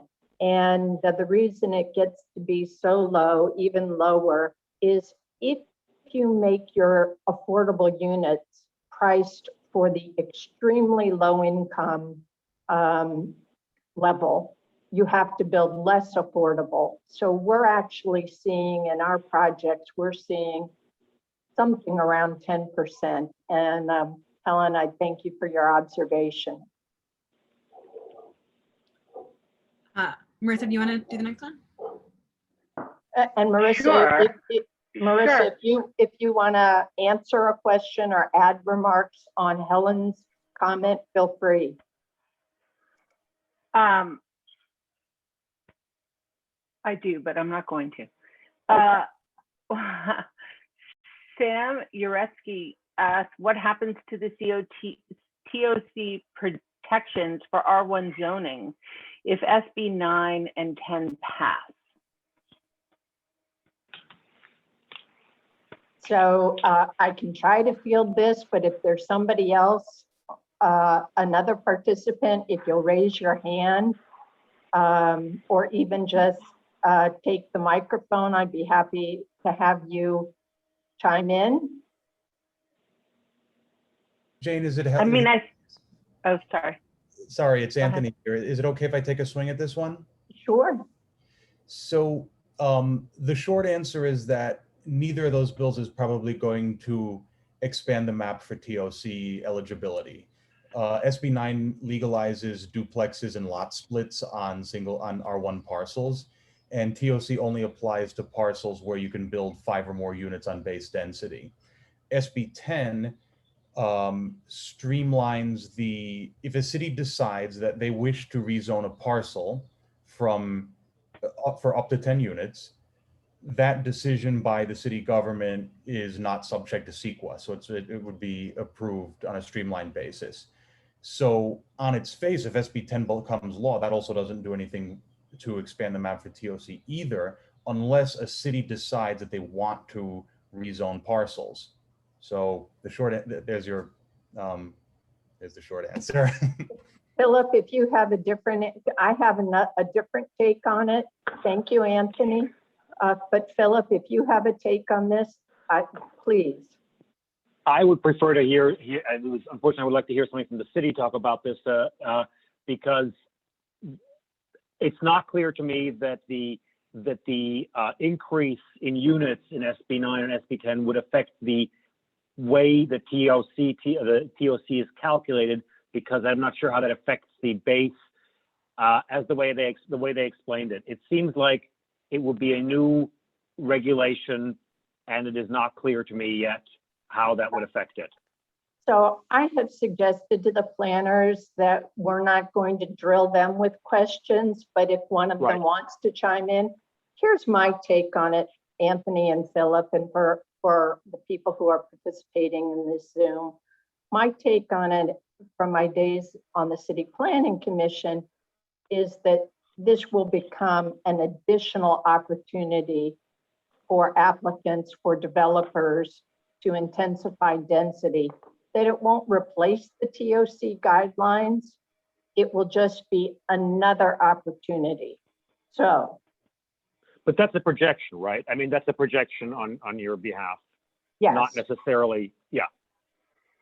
But that's what I think it is. So for those who are SB 9 and SB 10 followers, Anthony got it right. SB 9 is lot splits, and SB 10 for a city that adopts it allows 10 housing units virtually anywhere. So they are really neighborhood character and community altering.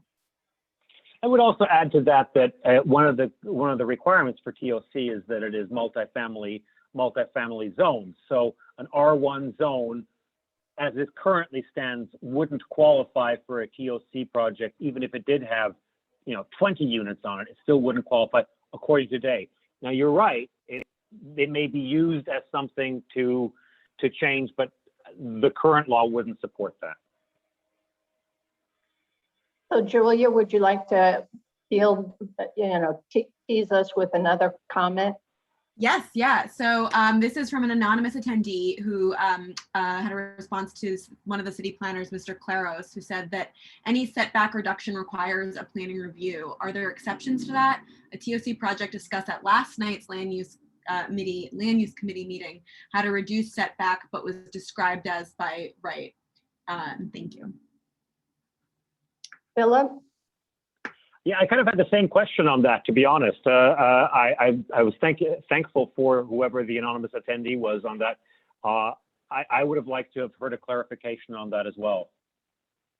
So one thing I'll remind all of us is that these projects offer no notice to neighbors. You will just see a building going up when the requests are for what they call the base incentives.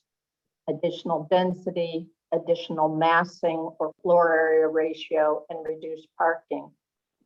And then the only people we understand that will get notice if they request additional incentives, like height, like reduced setbacks and so forth, the only people who will get notice are the immediate abutting neighbors, not most of us. And so what I find, go ahead. Yeah. so I'll just finish up quickly. What I find happens is that when developers realize that there won't be public hearings and there won't be activity at the planning commission or the city council, they start calling their project by right. And they may be misusing that word. And they may simply be thinking in their heads, it's by right because I don't have to get the neighborhood's approval. I'm not sure why they're using that phrase. Yeah, and to add to that, I mean, the project that the attendee was referring to yesterday, you know, it was an old project that had reappeared in a new form, and it didn't have a case number, and so it was very difficult for us to really get to the fundamentals of what the project really was, what it was asking for, what the incentives were that they were receiving. It was very unclear to me, to be honest. Marissa, would you like to try a question?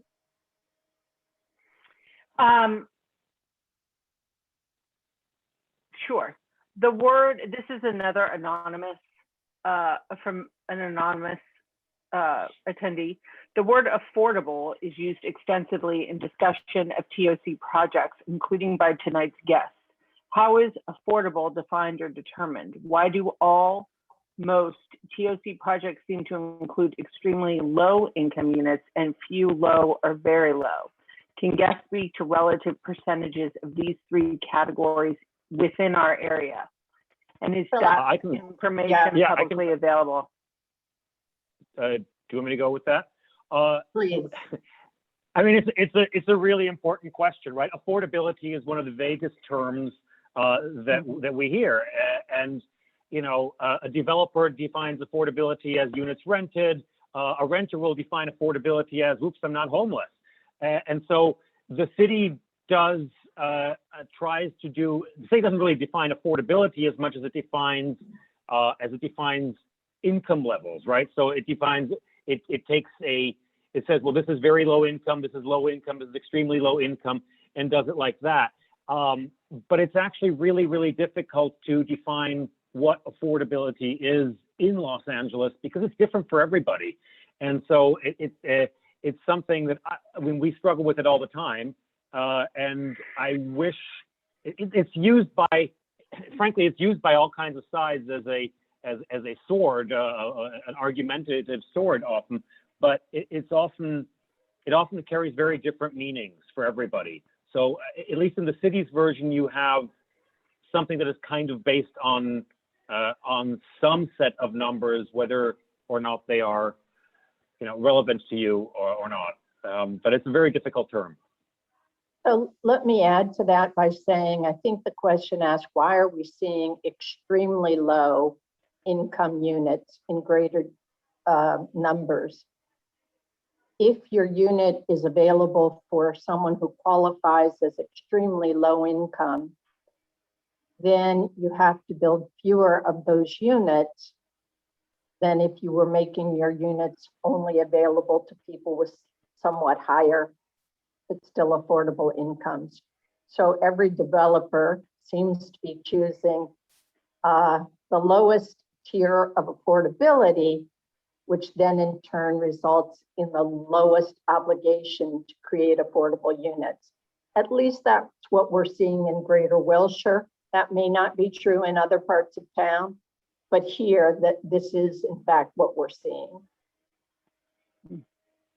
Jane, I'd just like to add to this answer. If you search up Los Angeles County AMI on Google, there's a list from the California Department of Housing and Community Development, which has tables for each county in the state that lays out what makes up extremely low income, very low income, deeply low income for different households of different sizes. So for whoever asked that question, if you want concrete numbers, that's probably your best bet, is searching up on Google Los Angeles County AMI and searching for the letter by the California Department of Housing and Community Development. Tommy, thank Yeah, and you. I mean, thank you, Tommy. And I mean, what Jane says is the profitability, because we're in Greater Wilshire, we're a nice quote unquote neighborhood or a high profit neighborhood for some of the developers. It pays more to just give up a very few amount of units in exchange for the profit that you get from for the higher, for the other apartment units. I do feel like, I know we're short on time, but I think we've gotten a number of questions about the appeal process, which feels like something important to touch on before we go, particularly as it comes to the neighborhood council's role in that process. So I'm wondering, Philip, if you could do that. Do we want to, Julia. before we move on to that, did we want to finish up with Dick, because Dick had his hand. Oh, yeah, of course. Sorry. Yeah.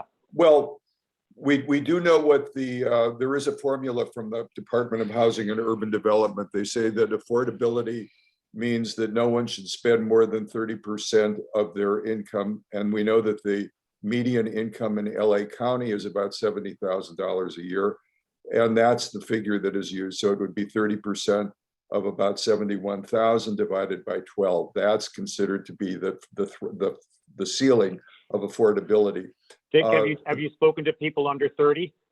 It's amazing how many of them spend way more than that. Well, of course. And Yeah. the other problem is that that this median figure for the county is very inaccurate. The median income of a family unit in Bel Air is over $200,000, and the median income of a family unit in the downtown is $15,000 a year. Right. So it varies tremendously by neighborhood as well. But that is the basic formula. It's 30% of 71,000 divided by 12. That's how HUD determines it. And the figures that Tommy referenced are based on that calculation. Thank you. Julia, try again. Thank you, Sorry Dick. about that. I jumped the gun. No, it's all right. I'll read this question from Carrie Yamashita, who asked, I'm interested in the appeal process since 403 North Arden, they're the owners, about the proposed TOC remodel at 410 North Rossmore. However, the appeal process seems shrouded in obscurity. And then we got a follow-up comment from someone else on similar, from Chris Shanley, who asked if it was clarified that neighborhood councils can appeal TOC projects to city planning. Otherwise, what is the point of the neighborhood councils if we have no dialogue with the city for approval or Thanks, Chris. So Chris has hit the nail on the head. If you were joining us at last night's land use committee meeting, you heard us say to neighbors time and again, we don't have a role to play, but immediate neighbors do. And then the gambit becomes whether you get notice of the project's existence before the appeal period has expired. You heard one of our speakers tonight speak to that. I think it was Dick who said the project could be happening and you learn of it and the appeal period has expired. So what you see and an opportunity available to our neighbors, but not to us as a neighborhood council. You can see Dick spoke of the Fix the City lawsuit that's challenging the underlying premises here. And I suppose neighbors could group together and bring some sort of challenge themselves along those lines. But it is, you know, a chicken or the egg. Do you get notice or has the appeal period expired, or you get no notice, but you have no right of appeal? Let Dick say. Let's let Dick answer that quickly as well, and then I have something to say about that too. But go ahead, Dick. No, I don't. I didn't have anything. I'll lower my hand. Oh, sorry, Marissa. Did you want to speak to that quickly? I just want to say, I think if we could help the person, Karen, with how to go, what she can do. We all know that it's an issue, it's a problem, but do we have suggestions for her? Sure. As someone who abuts a TOC project? So several times last night, we made these suggestions. We said, please go to your city council member. Your city council member is influential and has a voice in ways neighborhood councils may not. So please, please go to your city council member for help. The second thing we said is, do participate in every step of the process that the city embarks on. Write letters, make your voice heard, whether it's to city planning or building and safety or the housing department. Keep raising your voice, because there's an argument that if you stop and don't participate in the city's process, you have failed to exhaust your administrative remedies. And then the third, so take an appeal if an appeal is available. Raise as many arguments as you feel are warranted. And then, of course, like Fix the City, there is the courtroom, litigation, judicial avenue. And it's not the place of the neighborhood council to tell you whether or not to take that avenue. But if your frustration is up to here, that may be your only recourse. I'd like to add to that. I mean, I agree with everything that Jane said. The one perspective that I have on it is that I'm not as entirely convinced that, well, first of all, I don't believe that TOC or things like it are going to go away. I think that the Fix the City lawsuit notwithstanding, I actually think that that these type of programs like this, they're a little bit like Obamacare to me in that they are imperfect, but there are aspects of it, reasons for it, why they came up in the first place. And I think that they need to be addressed and need to be fixed. And I think as neighbors, we need to identify and we need to express the things that, that are not working for us, or how these things could change in a more positive way, whether that is more affordable units, whether that is a different parking formula, et cetera, et cetera.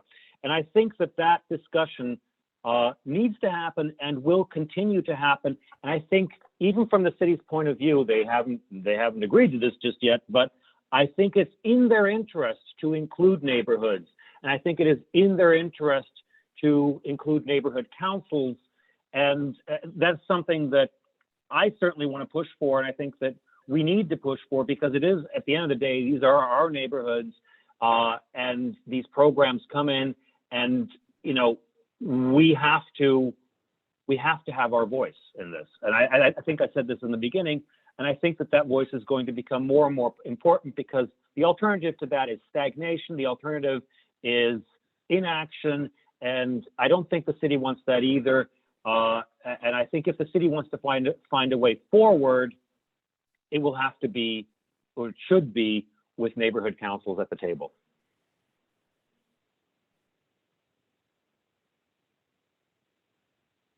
Okay. Marissa, Julia, yeah. There's another question directed to Dick. I don't know if you're up for a direct question, but it's in the 7 problems you pointed out in your presentation, do you have any suggestions of how to solve any of those? Actually, I do. What we can do. I do. To help get them solved. Okay, the first thing is, I think upzoning makes transit ridership decline. It makes homelessness go up. If the city would like to depend on the private sector, which is the essence of TOC guidelines, the city needs to downzone rather than upzone. If you downzone, developers get less building by right, and it forces them to go to the TOC guidelines or other mechanisms to build. And then other people said, why don't we have a higher percentage? In New York City, the percentage is 25%. So we have to have 25% after developers have been downzoned. Then we have to have on-site verification and inspection. And you have to find some way to probably revoke a certificate of occupancy if developers have not provided the affordable housing that they promised. And you have to find some way of monitoring transit ridership, because the whole premise of TOC guidelines is if you build all this new housing near transit lines, people will automatically take the transit. I don't think there's any evidence that that happens, because these are expensive rents and well-off people who move in. So you have to find a way of measuring increases in transit ridership. So there needs to be some linkage between these projects actually creating transit riders, which means low-income residents, and the ability to get all these additional incentives. So those are the ways in which the problems created by TOC guidelines could be fixed. But this is a big project. It's not a little tweak. It's a big project.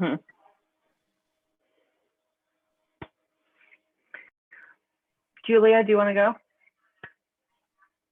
Sure. Here's a question for you, Philip. From Ray Klein. How do you explain that your ZMS examples were R1 parcels, but they were in TOC tiers? That the R1 examples were in tier. Okay.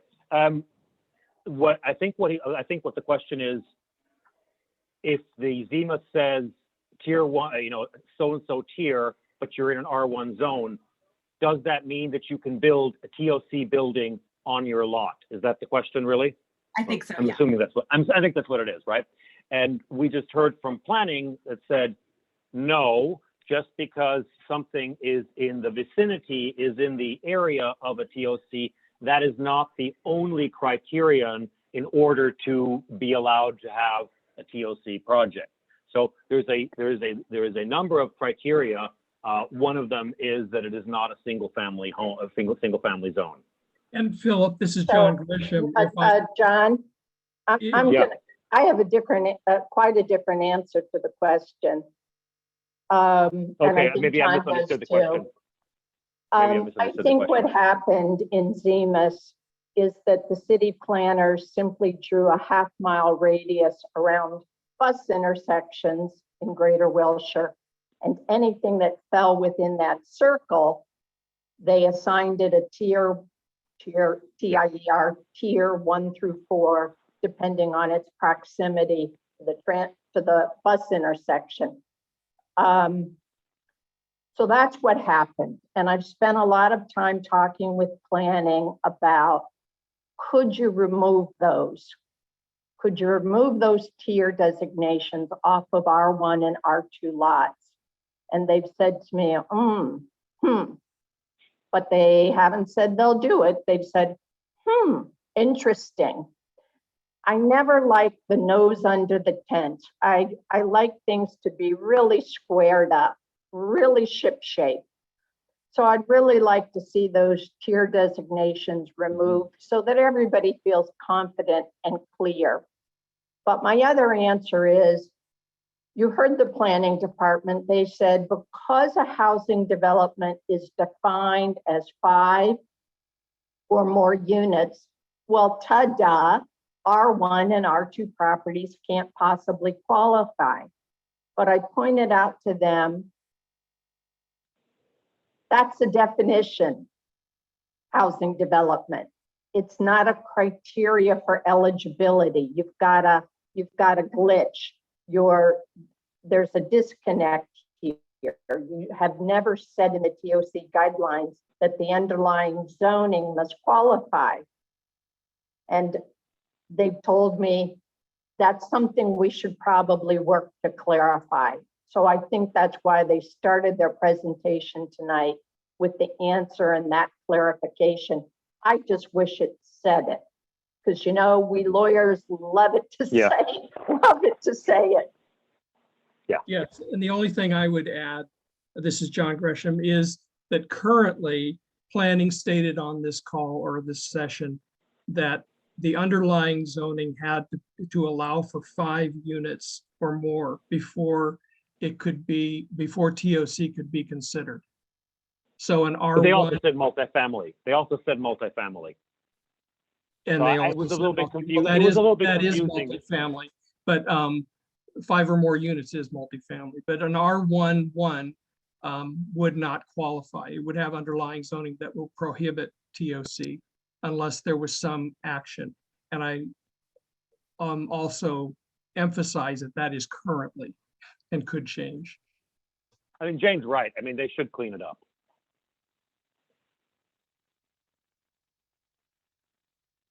Julia, Marissa, Julie. Marissa has to hop off, and I'm worried we're losing people fast. So I don't know if we should maybe move on. The rest of the comments are sort of just kind of people's feelings. We don't have a lot more questions that I think we can answer. I'm happy to read them if you want a couple more, but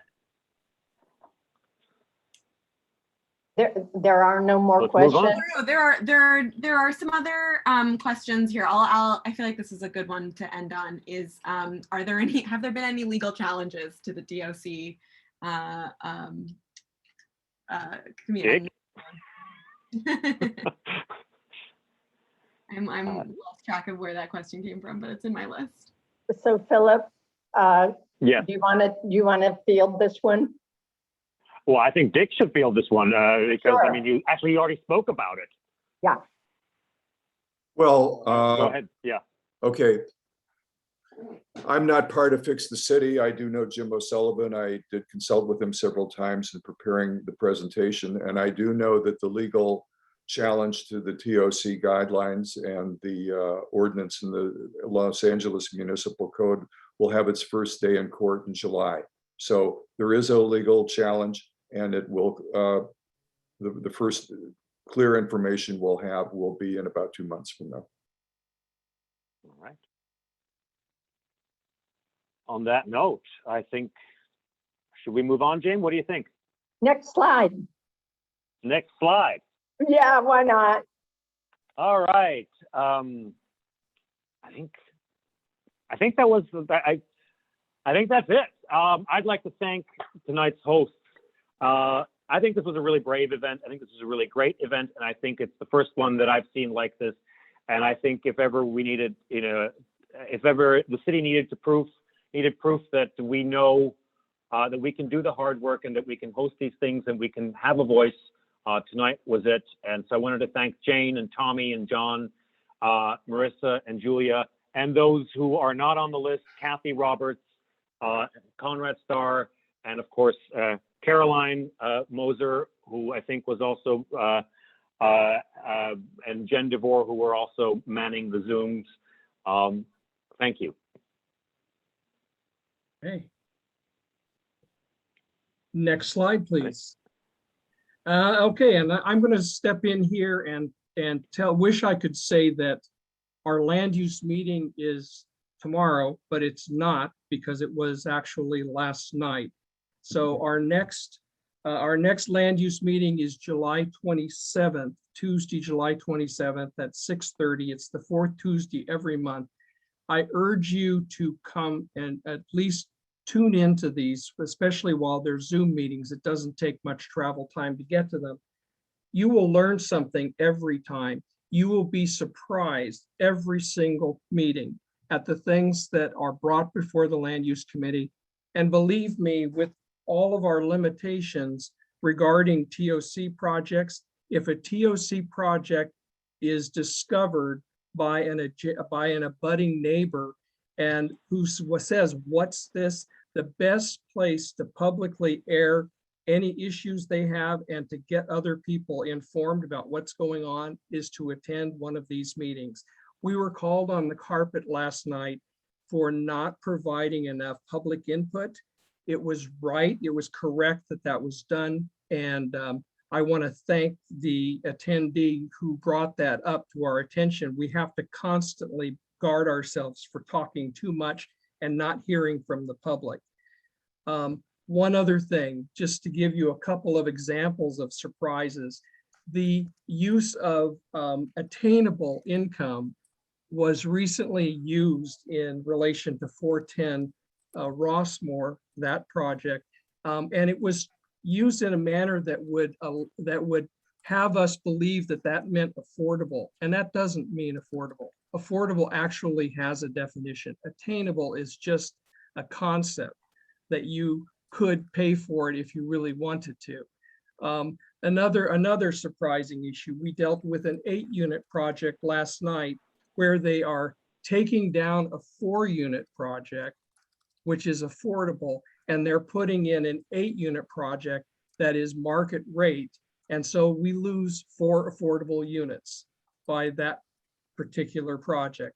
We deal with this kind of situation at every meeting, and you should be informed. If it makes you angry, great. If it makes you energized, great. If it just makes you informed, even that is great. You need to get more informed, and please get involved. Come to these meetings, attend these meetings, find out about them, find out what's going on. Thank you, and good night. Thanks, everybody. Thank you, Joan. Good night. Thank you, everybody. Thank you so much. Good night. Thank you for attending.